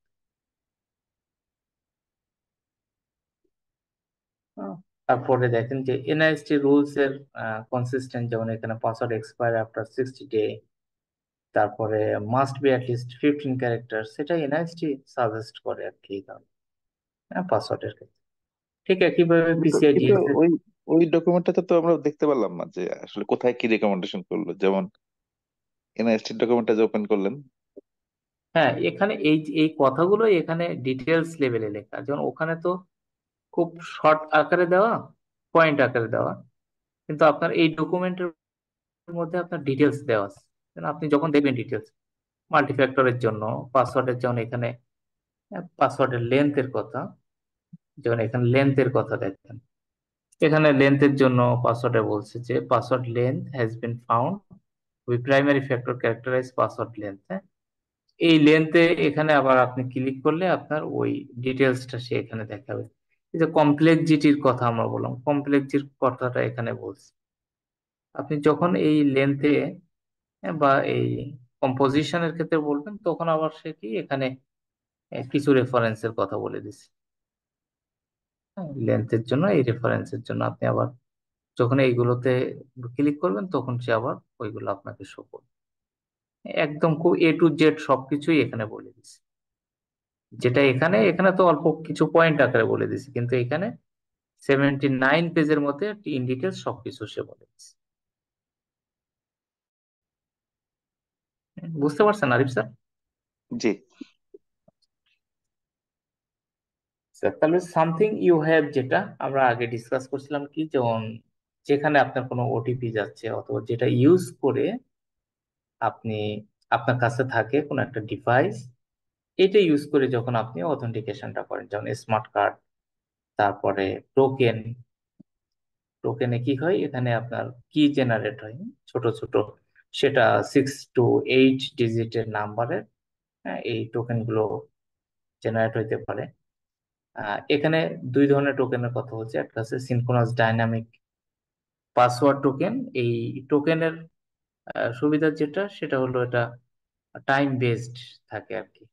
সিনক্রোনাস ডাইনামিক পাসওয়ার্ডের ক্ষেত্রে এটা time based, synchronous with the synchronization with the authentication server, time বেসডটা এখানে থাকে। বাট অ্যাসিনক্রোনাস ক্ষেত্রে এখানে যেটা বলছে যে এটা পিন বেসড অ্যালগোরিদম ইউজ করা হয়, এবং এখানে মূলত টাইম বা ক্লকটা এখানে ইউজ করা হয় না, নট ইউজ এ ক্লক। এটা হচ্ছে মেন তাহলে আমরা একটা কাজ করতে পারি, যেটা যে আসলে এই ধরনের কম্পারিজন যেগুলো আসবে সেগুলো একটু দেখে আপনি একটা ছোট একটা নোট এখানে হয়তো আপনি রাখতে বলেন, যে মেন মেন কি ফিচার যেগুলো, এগুলো মার্ক করে রাখলেন, এটার ক্ষেত্রে মার্ক করে রাখলেন। ইভেন আপনি কোনো একটা নোট নিতে পারেন যেখানে এই দুইটা ডিফারেন্সিয়েট আসলে কি কি সেইগুলো আপনি এখানে নিতে পারেন। তাহলে কি হবে, তাহলে আপনি মেন এক্সামের সময় আপনি অ্যাটলিস্ট এইগুলো দেখেও আপনি এক্সামে সহজে করতে পারবেন। আর সামথিং ইউ আর, যেটা সামথিং ইউ আর বলতে এখানে বেসিক্যালি কি, যে আপনার বায়োমেট্রিক। বায়োমেট্রিক বলতে এটা টাইপ 3 যেটা বলতেছে সামথিং ইউ আর, এখানে আপনার আইরিশ, আপনার ভয়েস, আপনার থাম, এইগুলো যে ফিজিক্যাল যে বায়োমেট্রিক অ্যাক্সেস গুলো আপনি দিচ্ছেন, যেগুলো দিয়ে আপনি লগ ইন করতেছেন, সেগুলো যেমন এখানে বলছে ফিঙ্গারপ্রিন্ট, তারপরে ফেস স্ক্যান, রেটিনা। সো এইগুলো কিন্তু এক একটার সুবিধা অসুবিধা সবকিছু আছে। একটা জিনিস হলো ফিঙ্গারপ্রিন্টের ক্ষেত্রে আমাদের স্টোরেজটা তুলনামূলক এখানে কম লাগে, এবং এটার কিছু ডিমেরিটস আছে। যেমন আপনি ফিঙ্গারপ্রিন্ট দিচ্ছেন, কোনো একটা আঙুলে হয়তো আপনার কোনো একটা প্রবলেম হয়ে গেল, অথবা আপনি এমন ধরনের কাজ করেন যার কারণে আঙুলের দাগ বা ছাপ যেটা সেটা উঠে মানে প্লেন হয়ে যেতে পারে। তো তখন কি হয়, তখন আসলে ফিঙ্গারপ্রিন্ট এটা কাজ করেন, যে কিছু ডিমেরিটস। এটার ফলস পজিটিভ যেটা, সেটা অনেক বেশি। ফলস পজিটিভ যেটার বেশি, সেটা কিন্তু খারাপ। ফলস পজিটিভ বলতে কি, যে আপনি আপনি রাইট পিপল না, কিন্তু সিস্টেম আপনাকে রাইট পিপল হিসেবে অ্যাক্সেস পারমিশনটা দিচ্ছে, this is called the false positive. আর ফলস নেগেটিভ হলো যে আপনি রাইট পিপল, বাট সিস্টেম আপনাকে ডিক্লাইন করছে। তো এই ফিঙ্গারপ্রিন্টের যে এখানে কিছু ম্যারিয়ার্স, কিছু ডিম্যারিয়ার্স, কোথায় কোথায় ইউজ হয়, যেমন ফিঙ্গারপ্রিন্ট দিয়ে আমরা কি করি, সচরাচর আমরা smartphone, tablet, laptop, computer, USB flash device, drive, এই জায়গাগুলোতে আমরা ফিঙ্গারপ্রিন্ট ইউজ করি। ফেস স্ক্যানের মাধ্যমে আমরা অফিসে যখন যাই, অফিসের ক্ষেত্রে ফেস স্ক্যানটা এখানে থাকে অনেক সময়। এবং সব থেকে বেটার এবং সব থেকে সিকিউর যেটা, সেটা হচ্ছে রেটিনা স্ক্যান, এবং এটার কস্টিংও সব থেকে বেশি। যেটা সুবিধা বেশি, সেটার কিন্তু কস্টিংও বেশি। So as a security engineer হিসেবে আপনি আসলে কোথায় আপনি কোনটা ইউজ করবেন, হ্যাঁ, সেটা কিন্তু আপনার সিদ্ধান্তের উপরে, আপনার কারণ হলো আপনাকে একটা জিনিস চিন্তা করতে হবে যে ইফেক্টিভ যেন হয় সেটার জন্য আপনি আপনার অর্গানাইজেশনের সব ডেটা আপনার কাছে সমান ধরনের সিকিউরিটি এনশিওর করতে হবে না।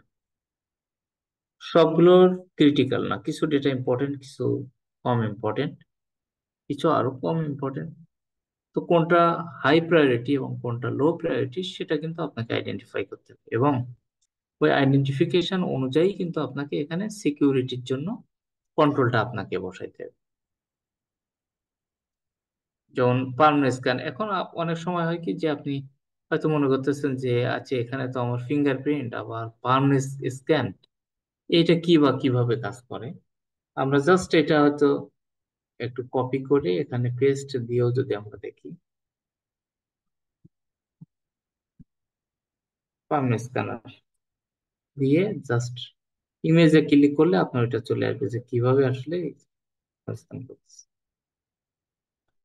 আপনি দিলেন যে আইরিশ বা রেটিনা, সব থেকে সিকিউর যেটা রেটিনা স্ক্যানটা কিভাবে, আপনি দিলেন তাহলে আইরিশ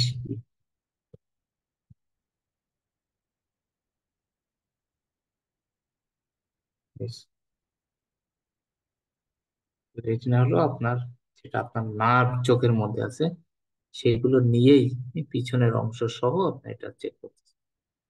এগুলো করলে কি হয়, এগুলো করলে আপনার অনেক সময় মনে থাকে, হ্যাঁ, যে আপনি কিভাবে এটাই করেন। বায়োমেট্রিক ফ্যাক্টরের ক্ষেত্রে আমরা একটু আগে বলছিলাম ফলস পজিটিভ আর হচ্ছে ফলস নেগেটিভ বা ফলস অ্যাকসেপ্টেন্স রেট আর ফলস রিজেকশন রেট। যেটা ফলস অ্যাকসেপ্টেন্স রেট বেশি, এটা বেশি খারাপ। আপনার যদি কোনো একটা সিকিউর সিস্টেম হয় তাহলে তার ফলস অ্যাকসেপ্টেন্স রেটটা এটা কমাইতে হয়। আর ফলস রিজেকশন রেট হলো আপনি অথরাইজ ইউজার বাট আপনাকে রিজেক্ট করতেছে। ফলস রিজেকশন রেট যেটা, এটাকে বলে টাইপ 1 এরর, আর ফলস অ্যাকসেপ্টেন্স রেট যেটা, এটা বলে টাইপ 2 এরর।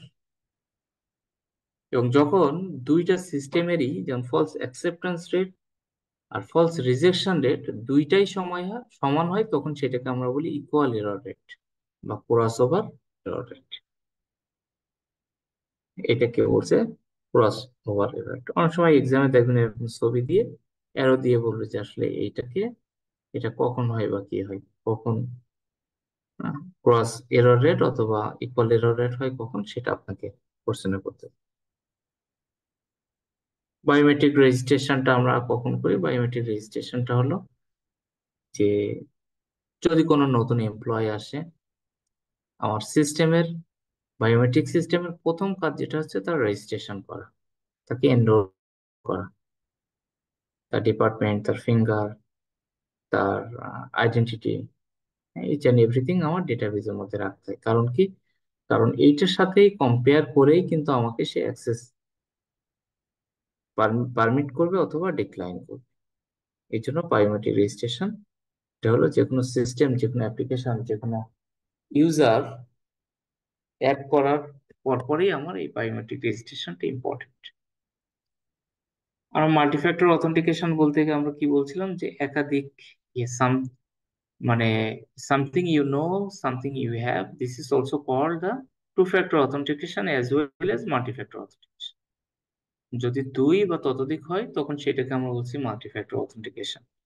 আর যদি মাত্র শুধু দুইটা হয় তখন আমরা সেটাকে বলছি two factor authentication. Multifactor authentication, two factor authentication সম্পর্কিত কোশ্চেন আমরা একটু পাই কিনা দেখি।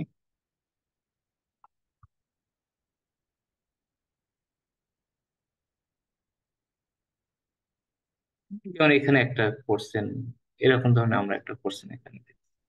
এরকম আসে, আমাকে ম্যাচ করতে বলছে password, ID card, retina scan, smartphone, তারপর ফিঙ্গারপ্রিন্ট, এগুলো কি?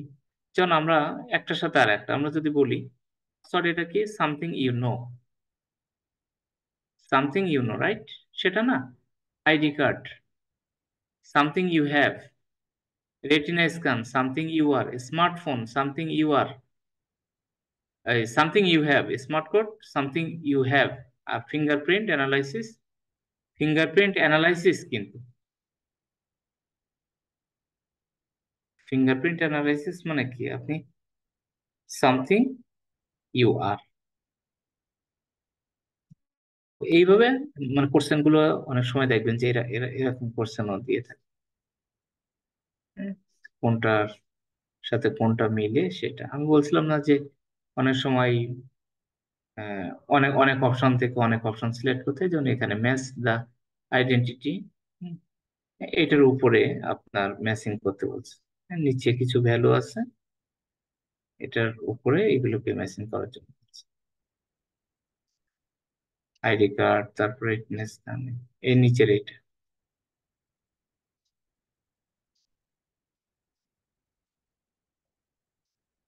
বড় একটা লিস্ট।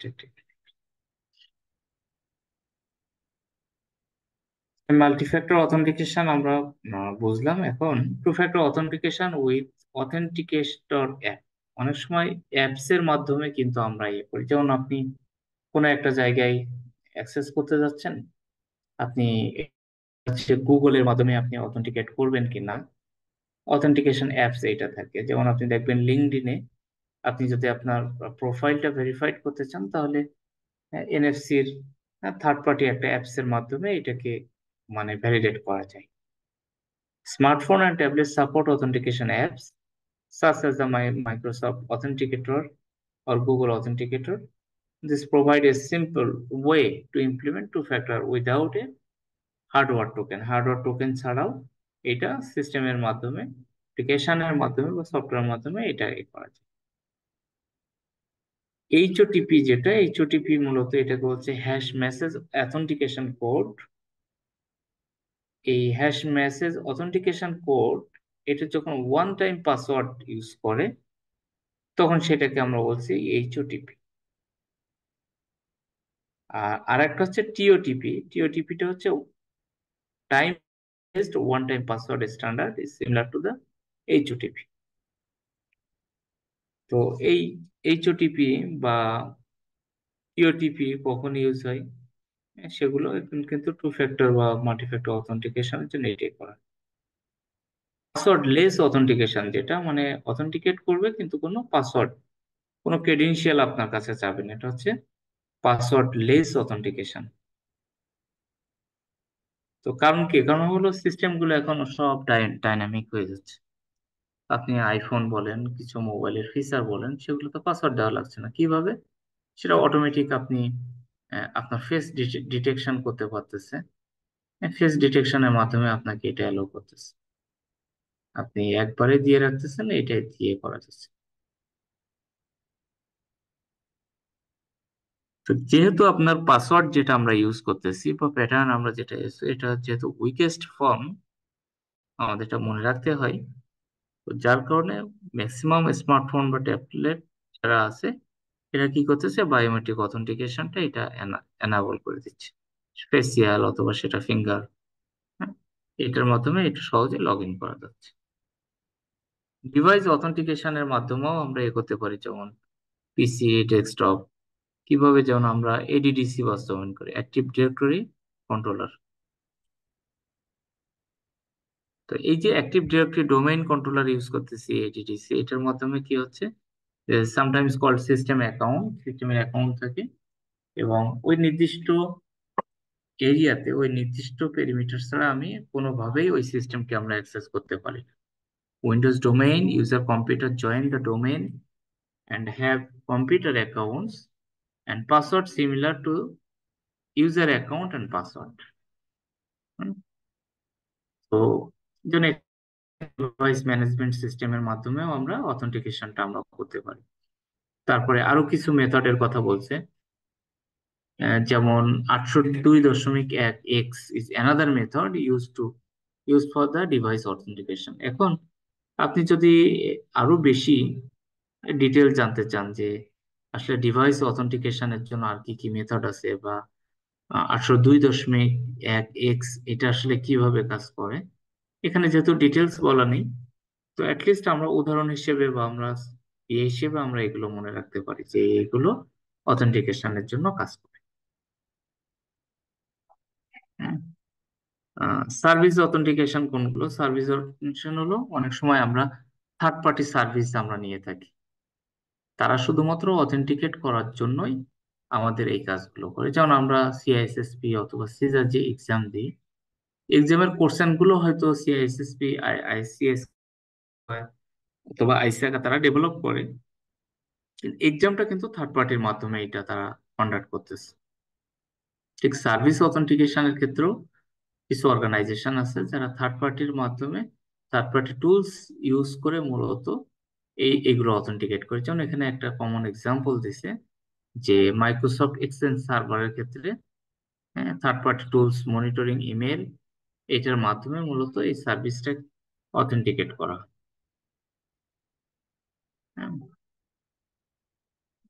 মিউচুয়াল অথেন্টিকেশন কোনগুলো? মিউচুয়াল অথেন্টিকেশন হলো যে when a client access a server, both the client and server provide the authentication. আমি যখন একটা সার্ভারকে অ্যাক্সেস করতেছি তখন সার্ভার এবং ক্লায়েন্ট দুইটাই আমি মানে সিকিউর এরিয়া হিসেবে দুইটাই আমি অ্যাক্সেস করতে পারতেছি। Mutual authentication method commonly used digital certificate. তাহলে আমার যদি কোশ্চেন আসে যে মিউচুয়াল অথেন্টিকেশনের উদাহরণ কোনটা বা কোন সিস্টেমটার মাধ্যমে মিউচুয়াল অথেন্টিকেশন করা হয়, সেখানে হয়তো বললো সিঙ্গেল সাইন অন, সেখানে বললো ডিজিটাল সার্টিফিকেট, সেখানে হয়তো বললো কার্বোরাস, সেখানে হয়তো বললো ভিপিএন। সো আমাদের আনসার কোনটা হবে যে আসলে ডিজিটাল সার্টিফিকেট, এটা ইউজ করে মূলত মিউচুয়াল অথেন্টিকেশন যেটা সেটা আমরা ইয়ে করতে পারি। Implementing identity management. Identity management কি? আমরা প্রথমে একটা উদাহরণ দিছিলাম, স্যার কোশ্চেন করছিলেন যে ইউজারদের জন্য, তো নর্মাল ইউজারদের জন্য বা এন্ড ইউজারদের জন্য আমরা কি করি? আমরা মূলত identity and access control IAM এটা ইউজ করি। আর যখন আমার এটা অ্যাডমিনিস্ট্রেটিভ হয় তখন মূলত আমরা সেই ক্ষেত্রে আমরা প্রিভিলেজ অ্যাক্সেস ম্যানেজমেন্ট, যেটাকে আমরা অনেক সময় প্যাম বলি, প্রিভিলেজ অ্যাক্সেস ম্যানেজমেন্ট। তো এই দুইটার মাধ্যমে আমরা কি করতে পারি? আমরা এই সিকিউরিটিটা আমরা এনশিওর করতে পারি। আইডেন্টিটি অ্যাক্সেস ম্যানেজমেন্টের ইমপ্লিমেন্টেশনের ক্ষেত্রে এটা দুই ধরনের ক্যাটাগরিতে আমরা এটা দুই ধরনের টেকনিক অবলম্বন করতে পারি। একটা হচ্ছে সেন্ট্রালাইজড অ্যাক্সেস কন্ট্রোল, আর একটা হচ্ছে decentralised access control. Centralised access control কি? একটা সেন্ট্রাল জায়গা থেকে এগুলো সবকিছু মনিটরিং বা সবগুলো কন্ট্রোল করা হবে। যেমন আমরা একটু আগে দেখলাম অ্যাক্টিভ ডিরেক্টরি ডোমেইন কন্ট্রোলার, এডিডিএস বা এডিডিসি। তো এটা একটা central access system, centralised access system. কিন্তু এটাকে আমরা যদি ডিসেন্ট্রালাইজ কন্ট্রোলের কথা চিন্তা করি, ডিস্ট্রিবিউটেড অ্যাক্সেস কন্ট্রোলের ক্ষেত্রে, যেখানে এখানে বলছে যে implies that various entities located throughout a system perform authentication verification. Vulnerability is that centralized access control potentially creates a single point of failure. সেন্ট্রালাইজের ক্ষেত্রে একটা প্রবলেম যেটা, সেটা হলো যদি মেন সিস্টেমটা যদি এটা যদি ফল করে এবং যদি কোনো ব্যাকআপ যদি আমরা না রাখি, তাহলে এখানে একটা বড় ধরনের ডিজাস্টার হওয়ার সম্ভাবনা। আর ডিস্ট্রিবিউটেড অ্যাক্সেস কন্ট্রোলে হলো যদি কোনো কারণে কোনো একটা সিস্টেম যদি আমার এখান থেকে ডিসকানেক্ট হয়ে যায়, যদি এটা ডাউন হয়ে যায়, তারপরও কি হতে পারে, তারপরে বাকি যেগুলো থাকে সেগুলো তাদের মধ্যে ইন্টারকানেক্টেড এখানে করতে পারে। This is the main difference between the centralised and decentralised system. তো সিঙ্গেল সাইন অন কোনটা? সিঙ্গেল সাইন অন হলো এই যে স্যার বললেন যে আমরা অনেক সময় আমাদের পাসওয়ার্ড গুলো মনে রাখতে হয়। আরিফ স্যার বললেন যে পাসওয়ার্ড গুলো মনে রাখতে হয়, লিখে রাখতে হয়, তাহলে আমাদের কিভাবে এটাকে আমরা প্রোটেক্ট করতে পারি? তো এটা তো যদি অর্গানাইজেশনের ক্ষেত্রে হয় তাহলে আমরা হয়তো সিঙ্গেল সাইন অন এটা আমরা ইমপ্লিমেন্ট করতে পারি। সিঙ্গেল সাইন অনে কি হয় যে একটা পাসওয়ার্ড, হয়তো আপনি দেখেন একটা ব্যাংকের ক্ষেত্রে যদি চিন্তা করেন, একটা ব্যাংকে অনেকগুলো ক্রেডেনশিয়াল কিন্তু তাতে মনে রাখা লাগে। হয়তো দেখা যাচ্ছে সেখানে 50টা সার্ভার আছে, তাহলে 50টা সার্ভারের ইন্ডিভিজুয়াল তার আইপি অ্যাজ ওয়েল এজ তার পাসওয়ার্ড মনে রাখা so tough. That's why maximum প্রফেশনালরা কি করেন, যাদের বাজেট নেই, যারা সিকিউরিটি সম্পর্কে এত কিছু নাই, তারা নর্মাল ওয়েতে হয়তো কোনো একটা এক্সেল মেনটেন করে অথবা কোথাও লিখে রাখে, সেইভাবে তারা পাসওয়ার্ড ম্যানেজটা করে। কিন্তু যে এক্সেল ফাইলে আপনি এটা লিখে রাখতেছেন, সেটাও কিন্তু vulnerable, সেটাও কিন্তু এটা অ্যাটাক হইতে পারে। এই জন্য আপনি সলিউশন যখন ইউজ করবেন, নর্মাল ইউজারদের জন্য আমরা identity and access management use করি, আর অ্যাডমিনিস্ট্রেটিভ ইউজারদের জন্য আমরা কি প্রিভিলেজ অ্যাক্সেস ম্যানেজমেন্ট ইউজ করি। তো সিঙ্গেল সাইন অন যেটা, এটা কিন্তু এমন একটা ফিচার প্রোভাইড করে যে আপনি একটা সিস্টেমে আপনার মেন পাসওয়ার্ড দিয়ে যখন লগ ইন করবেন, তখন বাই ডিফল্ট ওই সিস্টেমে যত জায়গায় আপনার ক্রেডেনশিয়াল বা যত জায়গায় আপনার অ্যাক্সেস করার পারমিশন আছে, আপনি ইচ অ্যান্ড এভরি প্লেসে ওই একটা পাসওয়ার্ড বা দিয়ে আপনি লগ ইন করতে পারবেন। নতুন ভাবে আপনার কোথাও কোনো লগ ইন করা লাগবে না। তাহলে এইটা হচ্ছে সিঙ্গেল সাইন অনের একটা সুবিধা, যে আপনার কোথাও লিখে রাখতে হচ্ছে না, পাসওয়ার্ড সেভ করে রাখতে হচ্ছে না ডেটাবেজে আপনি, বা এটা ব্রাউজারে সেভ করতেছেন না। এইটা থেকে পরিত্রাণ পাওয়ার জন্য সিঙ্গেল সাইন অন, আপনি একটা পাসওয়ার্ড দিবেন, ওই পাসওয়ার্ড দিয়ে আপনি। সো এই যে সিঙ্গেল সাইন অনের সুবিধা, এটা অসুবিধাও কিন্তু আছে। অসুবিধা কি, যেহেতু একটা পাসওয়ার্ড ইউজ করে আমি আমার সিস্টেমকে প্রোটেক্ট করতেছি, ঠিক ওই একটা পাসওয়ার্ডেই যদি আমার কম্প্রোমাইজ হয়ে যায়, তাহলে কি হবে, আমার টোটাল সিস্টেমটাই কম্প্রোমাইজ। যার কারণে আমার এই সিঙ্গেল পাসওয়ার্ড যেটা আমি প্রোভাইড করতেছি, এক নম্বর হচ্ছে এটা must be strong, as well as we have to ensure the more security for this device, for this password. এটা আমরা সর্বোচ্চ লেভেলের সিকিউরিটিটা প্রোভাইড করতে হবে, কারণ এইটাই যদি আমার কম্প্রোমাইজ হয়, আলটিমেটলি আমার সবকিছুই কম্প্রোমাইজ হয়েছে। LDAP and centralized access control, যেটা উইদিন এ সিঙ্গেল অর্গানোগ্রাম, বিশেষ করে সেন্ট্রালাইজড অ্যাক্সেস কন্ট্রোলের ক্ষেত্রে আমরা মূলত সিঙ্গেল সাইন অনটা ইউজ করি। এবং ডিরেক্টরি সার্ভিস যেটা আছে, সেটার ক্ষেত্রেও কিন্তু আমরা সেন্ট্রালাইজড ডেটাবেস, ডিরেক্টরি বলতে আমরা কি বললাম, যে এডিটিএস, অ্যাক্টিভ ডিরেক্টরি ডোমেইন সিস্টেম বা ডোমেইন কন্ট্রোলার, এডিডিসি। তো এটার ক্ষেত্রেও কিন্তু আমরা এইগুলো ইউজ করি। সো যেমন এখানে একটা উদাহরণ দিচ্ছে যে Microsoft Azure directory active directory domain controller is LDAP base, ADDS বা এডিডিসি যেটা, সেটা কি এলডাপ বেস সলিউশন।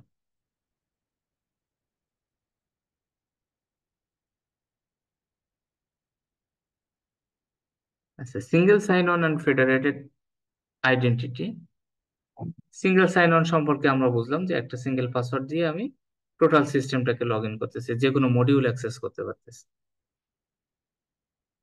আর এইটা মূলত ইন্টারনেট অথবা থার্ড পার্টি সার্ভিস প্রোভাইডারের মাধ্যমে আমরা এটা নিতে পারি। আর একটা বলছে যে ক্লাউড বেজ অ্যাপ্লিকেশন যদি হয়, ক্লাউড বেজ যেগুলো আমার ডেটাটা ক্লাউডে থাকে, অন্য মানুষের সার্ভারে আমার যখন ডেটাটা থাকে, তখন মূলত আমরা ফিমটা ইউজ করি, ফেডারেটেড আইডেন্টিটি ম্যানেজমেন্ট ফিম। ফিম এটা আমরা সেখানে ইমপ্লিমেন্ট করি। এবং এটা কিন্তু সিঙ্গেল সাইন অনের মতোই। Identity management is the management that user identities and their credentials. A federated identity link a user's identity in one system with multiple identity management system. একটা সিস্টেমকে ইউজ করে এটা একাধিক জায়গায় এটা ইউজ করা যায়। তো একটা চ্যালেঞ্জের কথা এখানে বলছে যে এই ফেডারেশন বা কমিউনিকেশন কোম্পানিগুলোর মধ্যে যদি কমন ল্যাঙ্গুয়েজ যদি না থাকে, একটা স্ট্যান্ডার্ড ল্যাঙ্গুয়েজ যদি না থাকে, তখন এইগুলো অনেক সময় দেখা যাচ্ছে কমিউনিকেশন করতে সমস্যা। ক্লাউড বেসড ফেডারেশন আমরা একটু আগে যেটা দেখলাম, এটার সম্পর্কে আরো বলছে, এটা third party service to sure federated identities. As an example, many corporate online training websites use the federated single sign-on systems. A common method is to match the user's internal login ID with the federated identity. আমরা যদি একটু দেখি যে আসলে single sign on related আসলে কি ধরনের question আসতে পারে। হুম,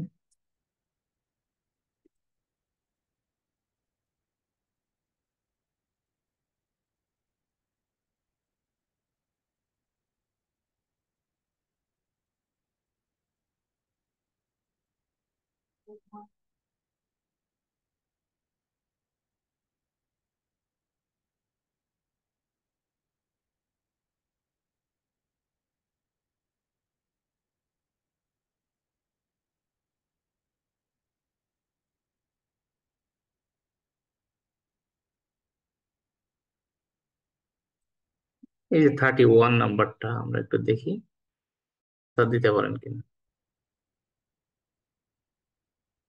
31 নাম্বারটা একটু দেখি।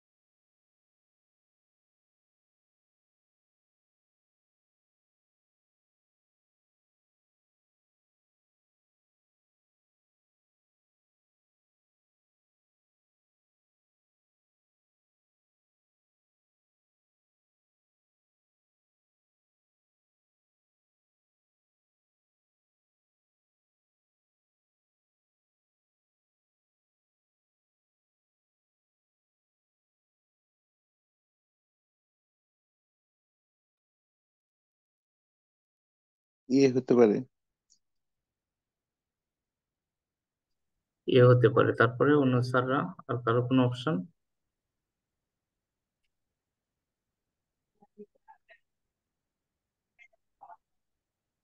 ডিও হতে পারে।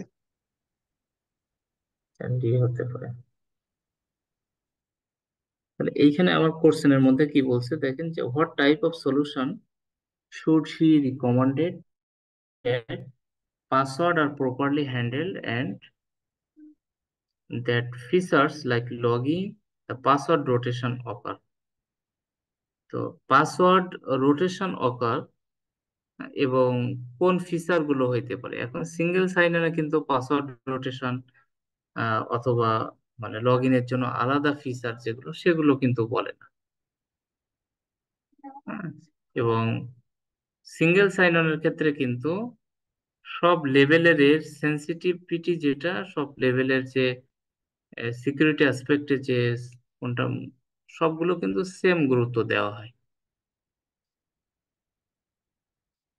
এবং এখানে কিন্তু যদি হায়ার লোয়ার এটাই করা যায় না, কিন্তু আপনার যেহেতু এখানে বলছে যে লরেন্টিন্স of system administrator is deal with a standard of system with verifying level of the security requirement and find it difficult to handle the multitude username and password and each have প্রত্যেকটার জন্য কিন্তু এখানে আছে।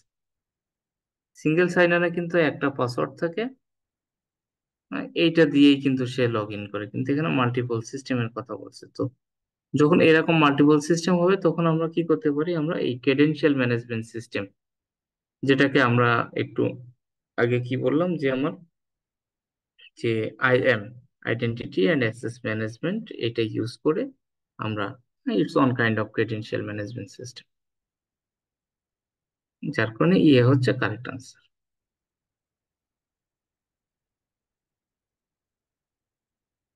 আচ্ছা, cloud base federation, যেটা cloud base ফেডারেশনে কি, যে বিশেষ করে থার্ড পার্টি সার্ভিস যাদের থেকে আমরা নিচ্ছি এই আইডেন্টিটি অ্যান্ড অ্যাক্সেস ম্যানেজমেন্টের জন্য। তো যেমন এখানে একটা এক্সাম্পল আমাদের ছিল যে আমরা ফেডারেটেড সিঙ্গেল সাইন অন এর মাধ্যমে আমরা এটা লগ ইন করতে পারি। তারপরে কোন মেথড কি, যে ইউজারের ইন্টারনাল লগ ইন আইডি এবং ফেডারেটেড আইডেন্টিটি, এই দুইটা মিলে যদি ক্লাউড বেস ফেডারেশনটা, আমরা এখানে কি আমার ডেটাটা মূলত আমার অন প্রিমিসেসে থাকতেছে না, এটা মূলত অন্যের সার্ভারে থাকতেছে, থার্ড পার্টি এটা মেনটেন করতেছে, তারা এটা আমার সিকিউরিটিটা বা আমার আইডেন্টিফিকেশন বা অথেন্টিকেশন যেটা সে ভেরিফাইড করে দিচ্ছে, এটা ক্লাউড বেসড। আর একটা হচ্ছে ওয়ান প্রিমিস। ওয়ান প্রিমিস হলো আমার অফিস প্রিমিসেসে, যেটার কন্ট্রোলটা ফুললি আমার থাকে, সেটা অন্যের সার্ভার না, আমার ব্যক্তিগত আমার নিজের সার্ভারে যেটা থাকে সেটা হচ্ছে অন প্রিমিস ফেডারেশন। তো federation identity management systems can be hosted on premises, in the cloud, or in the combination of two. যদি দুইটার ক্ষেত্রে হয় তখন সেটাকে আমরা বলতেছি হাইব্রিড। যদি ক্লাউডে থাকে, যেটা অন্য সার্ভারে থাকে, তখন সেটাকে আমরা বলতেছি ক্লাউড। এবং যদি সরাসরি আমার সিস্টেমটা আমার অ্যাক্সেসের মধ্যে থাকে, আমার সার্ভারের মধ্যে থেকে নিয়ন্ত্রিত হয়, তখন সেটাকে আমরা বলতেছি যে অন প্রেমিস। এবং যখন এরকম on premises as well as cloud থাকে, তখন সেটাকে আমরা বলি হাইব্রিড ফেডারেশন। তো এইটা হচ্ছে কোনো একটা অর্গানাইজেশনের ডিমান্ড অনুযায়ী, কোনো একটা অর্গানাইজেশনের নেসেসিটি অনুযায়ী মূলত হাইব্রিড ফেডারেশন যেটা, এটা অনেক সময় তৈরি করা হয়। জাস্ট ইন টাইম যেটা, এটাকে বলছে যে কিছু ফেডারেটেড আইডেন্টিটি সলিউশন যেটা জাস্ট ইন টাইম এই প্রভিশনটাকে তারা অ্যাক্সেস করে, যখন যেটা প্রয়োজন ঠিক তখন সেটা one basis automatically create the relationship between the two entities so that new user can access resources. A JIT solution creates the connection without any administrative intervention. এখানে একটা এক্সাম্পল দিচ্ছে যে অন ডিমান্ড যখন তার প্রয়োজন হবে তখন সে এটা ক্রিয়েট করে নেবে। ক্রেডেনশিয়াল ম্যানেজমেন্ট সিস্টেম যেটা, ক্রেডেনশিয়াল ম্যানেজমেন্ট সিস্টেম কি প্রোভাইড করে, যে ইউজার আইডি এবং পাসওয়ার্ড যেটা সে এসে এখানে প্রোভাইড করে। এবং এইটা কিভাবে প্রোভাইড করে, কারণ আমরা যেরকম বলি না যে সফটওয়্যার অ্যাজ এ সার্ভিস, তারপরে প্ল্যাটফর্ম অ্যাজ এ সার্ভিস, ঠিক একইভাবে আইডেন্টিটি অ্যাজ এ সার্ভিস, এই ধরনের সার্ভিসও থার্ড পার্টি প্রোভাইড করে। আপনি একজন ইউজার, সে ভ্যালিড কিনা, তার কোনো ঋণ খেলাপি আছে কিনা, তার কোনো ক্রিমিনাল অ্যাক্টিভিটিস জড়িত আছে কিনা, এইগুলো সে এখান থেকে ফাইন্ড আউট করে দেয়। এটাকে আমরা বলছি আইডেন্টিটি অ্যাজ এ সার্ভিস। আইডেন্টিটিটা এটা সে সিলেক্ট করে দেয়। যেন এখানে একটা উদাহরণ দিচ্ছে যে এটা লজিক্যাল আইডেন্টিটির ক্ষেত্রে, যে Google implement cloud based software as a service application with its motto of one Google account for everything Google. গুগলের জন্য একটাই আইডি থাকবে, ওই একটা আইডি দিয়ে গুগলের যত ফ্যাসিলিটি, যত কিছু, ইচ অ্যান্ড এভরিথিং সে এখানে দেখতে পারবে। এটা হচ্ছে গুগল ক্লাউডের ক্ষেত্রে এটা বলছে। ক্রেডেনশিয়াল ম্যানেজমেন্ট অ্যাপস, কিছু অ্যাপস থাকে যেগুলো দিয়ে আমরা আমাদের ক্রেডেনশিয়াল যেগুলো, এগুলো আমরা মেনটেন করতে পারি। যেমন স্যার বলছিলেন যে যদি আমার এরকম হয় যে মানে আমি আমার কোনো কোম্পানি না, ব্যক্তিগত অনেকগুলো আমার ইউজার আইডি ক্রেডেনশিয়াল আছে, সো এই ক্ষেত্রে আমরা বিভিন্ন ধরনের এই ক্রেডেনশিয়াল ম্যানেজমেন্ট অ্যাপ, এই অ্যাপস গুলো দেখেও আমরা এগুলোতে আমরা যেতে পারি যদি আমাদের প্রয়োজন হয়। আর স্ক্রিপ্ট অ্যাক্সেস যেটা, স্ক্রিপ্টের মাধ্যমে সে লিখে কোয়েরি করে এখানে দেখতে পারে। Session management important. Session management হলো, যেমন আপনি দীর্ঘ সময় ধরে কম্পিউটারের সামনে নাই, একটা সার্টেন টাইম পরে যেটা আপনি আইডেন্টিফাই করে দিচ্ছেন বা প্যারামিটার সেট করে দিচ্ছেন, ওই অনুযায়ী আপনার কম্পিউটার বা আপনার ল্যাপটপের স্ক্রিন যেটা, সেটা অটোমেটিক্যালি লক হয়ে যাচ্ছে। তো সেশন ম্যানেজমেন্টের ক্ষেত্রে এখানে বলছে ডেস্কটপ পিসি এবং ল্যাপটপ ইনক্লুড স্ক্রিন সেভারের মাধ্যমে তারা এই সেশনটা ম্যানেজ করে।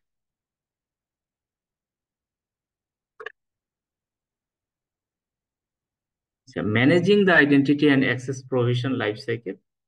তো অ্যাক্সেস প্রভিশন লাইফ সাইকেল এই জন্য, কারণ সব ইউজাররা কিন্তু পার্মানেন্ট ইউজার না। আপনার সবাই কিন্তু আপনার পার্মানেন্ট এমপ্লয় না।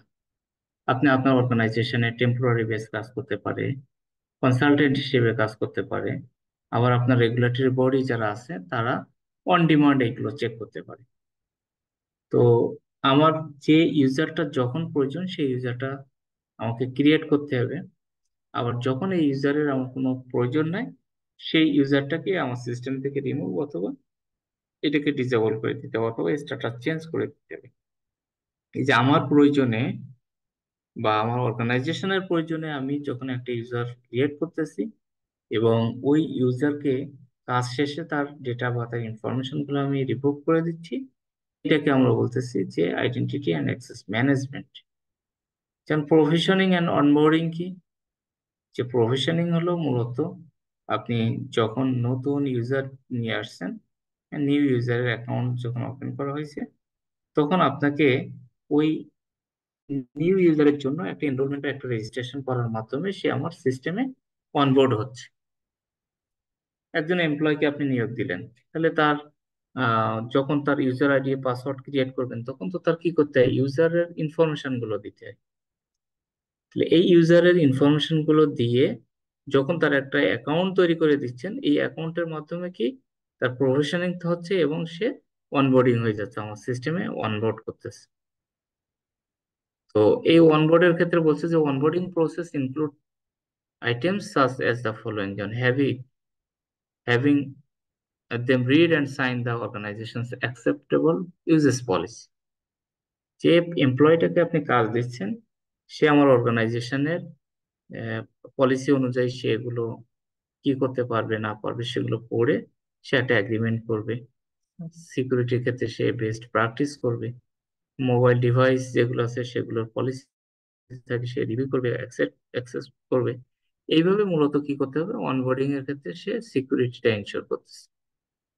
আর ডিপ্রভিশন বা অফবোর্ডিং যেটা, যে প্রভিশন মানে কিন্তু মানে একটা প্রভিশন রাখা, তার জন্য কতটুকু রাখবে, এটা মানে এরকম না যে টোটালটা ইমপ্লিমেন্ট করা।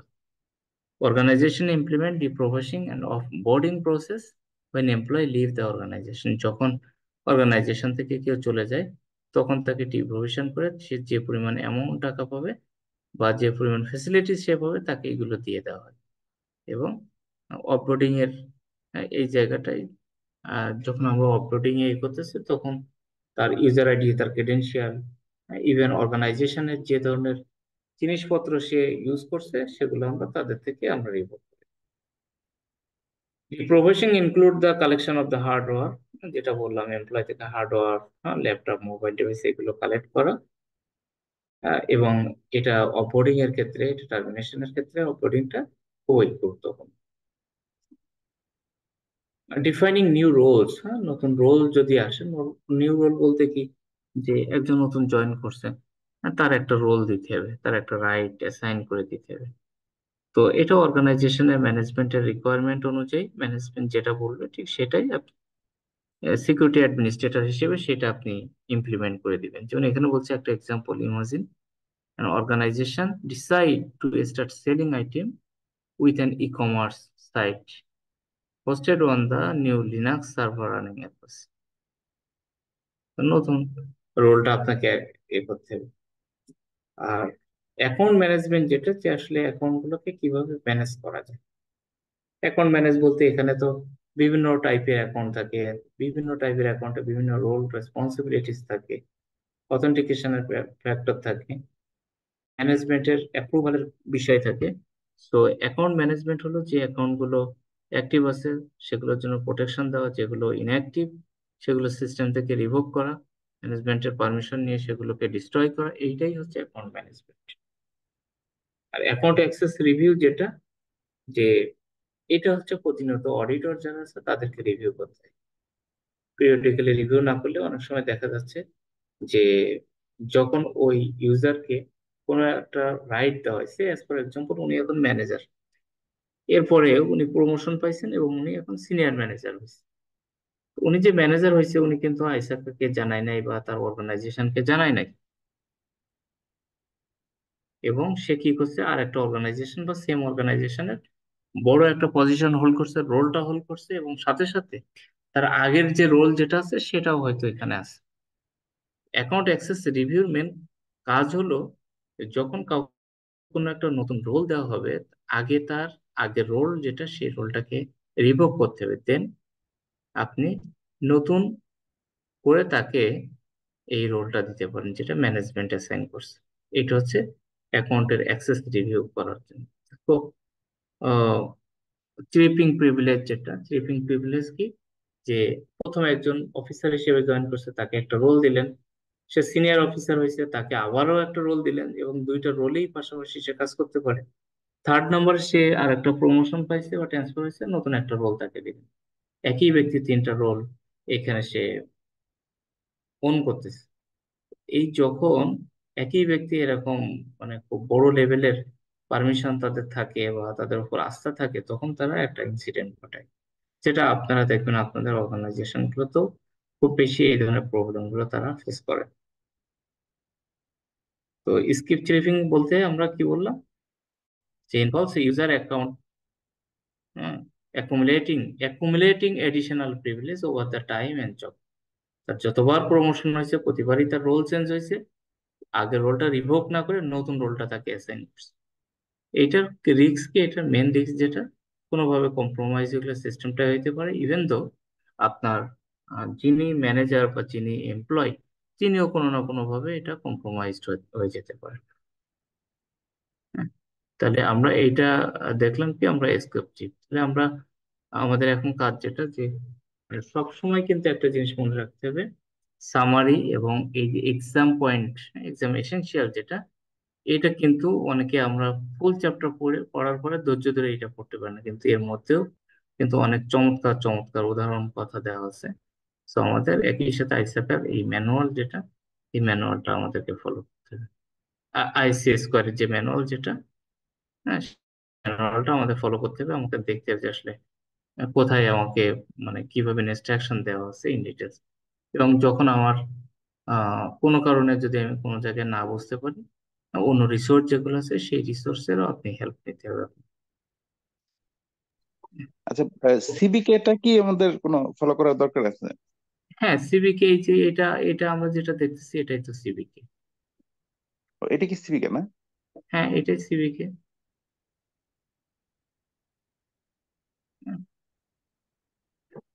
এটাই 9th এডিশন, এটা হচ্ছে সিভিকে। না, এটা তো সিবিকে না। ওই সাইব্যাক্সের এটাই মানে অন বুক না, এক্সাম যেটা। আরেকটা আরেকটা ডকুমেন্ট রেফার করে না মাঝে মাঝে, যেটা হচ্ছে হ্যাঁ হ্যাঁ সিবিকে হ্যাঁ, বলে। সিভিকেটাও আমি শেয়ার করে দিছি। ওইটার মধ্যে এটা যেমন আমরা আর একটা এডিশন দিলাম না, ওই এডিশন গুলো দেখবেন ওইখানে।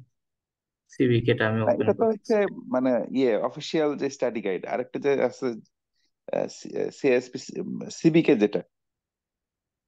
হ্যাঁ, আমি আমি ইয়ে করতেছি সিভিকে, যেমন এইটা হচ্ছে সিভিকে। জি জি, এটা এইটা হ্যাঁ। মানে এখন এই দুইটার মধ্যে আসলে রিলেশন কি, অথবা এটা কি দুইটাই কি ফলো করা দরকার কিনা? এটা দেখেন, এটার অথর, এটা সাইবেক্স ওয়ালি বোর্ড এরাই করছে, এবং এটারও দেখেন আপনি,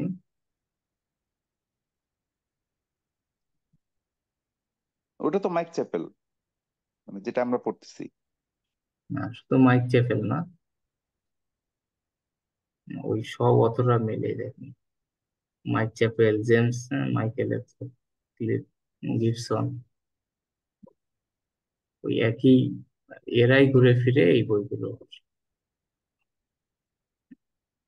এটা এটা সেম আর কি। যেমন আমরা যত ইয়ে দেখবেন, এই যে 6th এডিশন, হ্যাঁ, গুলো, এটা 2021-এর। আর একটা যে নতুন ডকুমেন্ট যেটা আসছে সেটা তো আপনাদের সাথে শেয়ার করছি। তো এইটা হলো মাস্টার একটা ডকুমেন্ট, আপনি দেখবেন যে 9th আসছে। হ্যাঁ, তারপরে এইটার লেটেস্ট যেটা আসছে সেটা আমরা কেন দেখতেছি না, কারণ আমরা দেখলাম যে না, এইটা হচ্ছে একটু সাজানো গোছানো তুলনামূলক ওইটার থেকে। আমরা যতটুকু দেখলাম এতটুকুর উপরে আপনাদের কারো কোনো কোশ্চেন আছে কিনা? হ্যাঁ, আমরা একটা কোশ্চেন একটু দেখি।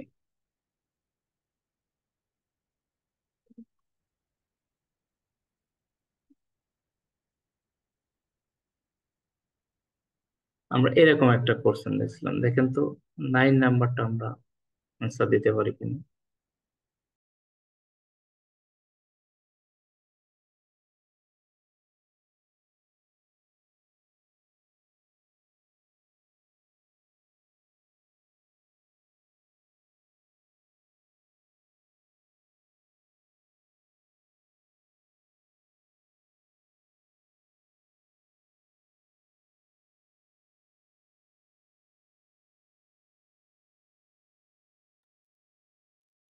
এটা কি ফলস রিজেকশন?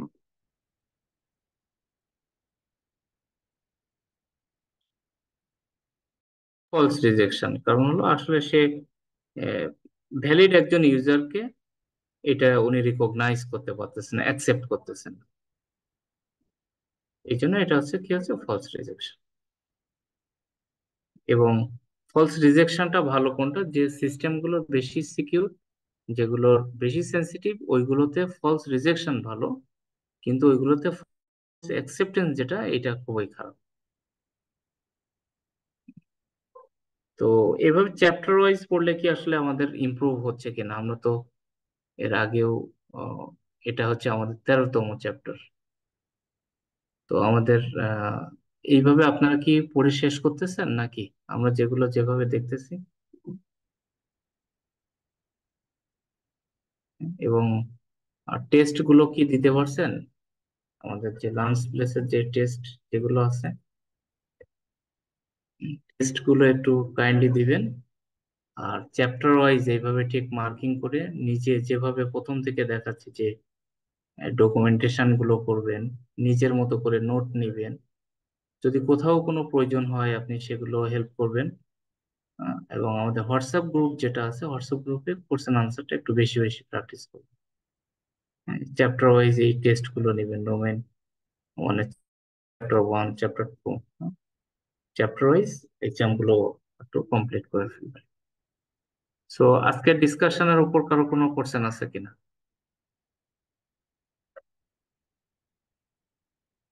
আদনান স্যার, বুঝতে পারছেন ক্লাস নাকি? আচ্ছা, আমার একটা কোশ্চেন ছিল, মানে ইন জেনারেল আজকের ক্লাস প্লাস ওভারঅল, যে সিএসপি কি ক্লাউড নিয়ে কি একটু কম কথা বলে, অথবা ক্লাউড নিয়ে কি সেপারেট কোনো ইয়ে আছে? কারণ ইদানিং হ্যাঁ, তো ক্লাউড খুব পপুলার হচ্ছে। ক্লাউডের জন্য তাদের সিসিএসপি, সিসিএসপি তাহলে হচ্ছে তো ক্লাউড ওটা আবার আরেকটা সার্টিফিকেশন, কিন্তু এখন মানে স্পেসিফিক ক্লাউডের জন্য। কিন্তু আর এখন তো আসলে সব জায়গাতেই ক্লাউড খুব চলে আসতেছে এখন। তার মানে কি সিএসপি শেষ করার পরে আবার ক্লাউডের জন্য সেপারেট সার্টিফিকেশন রিকমেন্ড করতেছে, না হ্যাঁ, সিএসপির এটা মধ্যেও আপনি নিতে ক্লাউড পারেন। কিছুটা ইনক্লুডেড? হ্যাঁ, সিএসএসপির মধ্যেও ক্লাউড নিয়ে তারা কথা বলছে, আমরা পরবর্তী চ্যাপ্টার গুলোতে দেখবো। কিন্তু আপনার ক্লাউডের জন্য তাদের আলাদা সার্টিফিকেশনই আছে, এই যে সিসিএসপি, সার্টিফাইড ক্লাউড সিকিউরিটি প্রফেশনাল। তাহলে ইনশাল্লাহ আমরা আগামী দিনে আমরা নেক্সট চ্যাপ্টারটা নিয়ে আমরা ডিসকাস করব। আজকে এ পর্যন্তই। আর আরেকটা বিষয় হলো যে আমাদের নেক্সট ক্লাস যেটা, হ্যাঁ, আমাদের আমাদের নেক্সট ক্লাসটা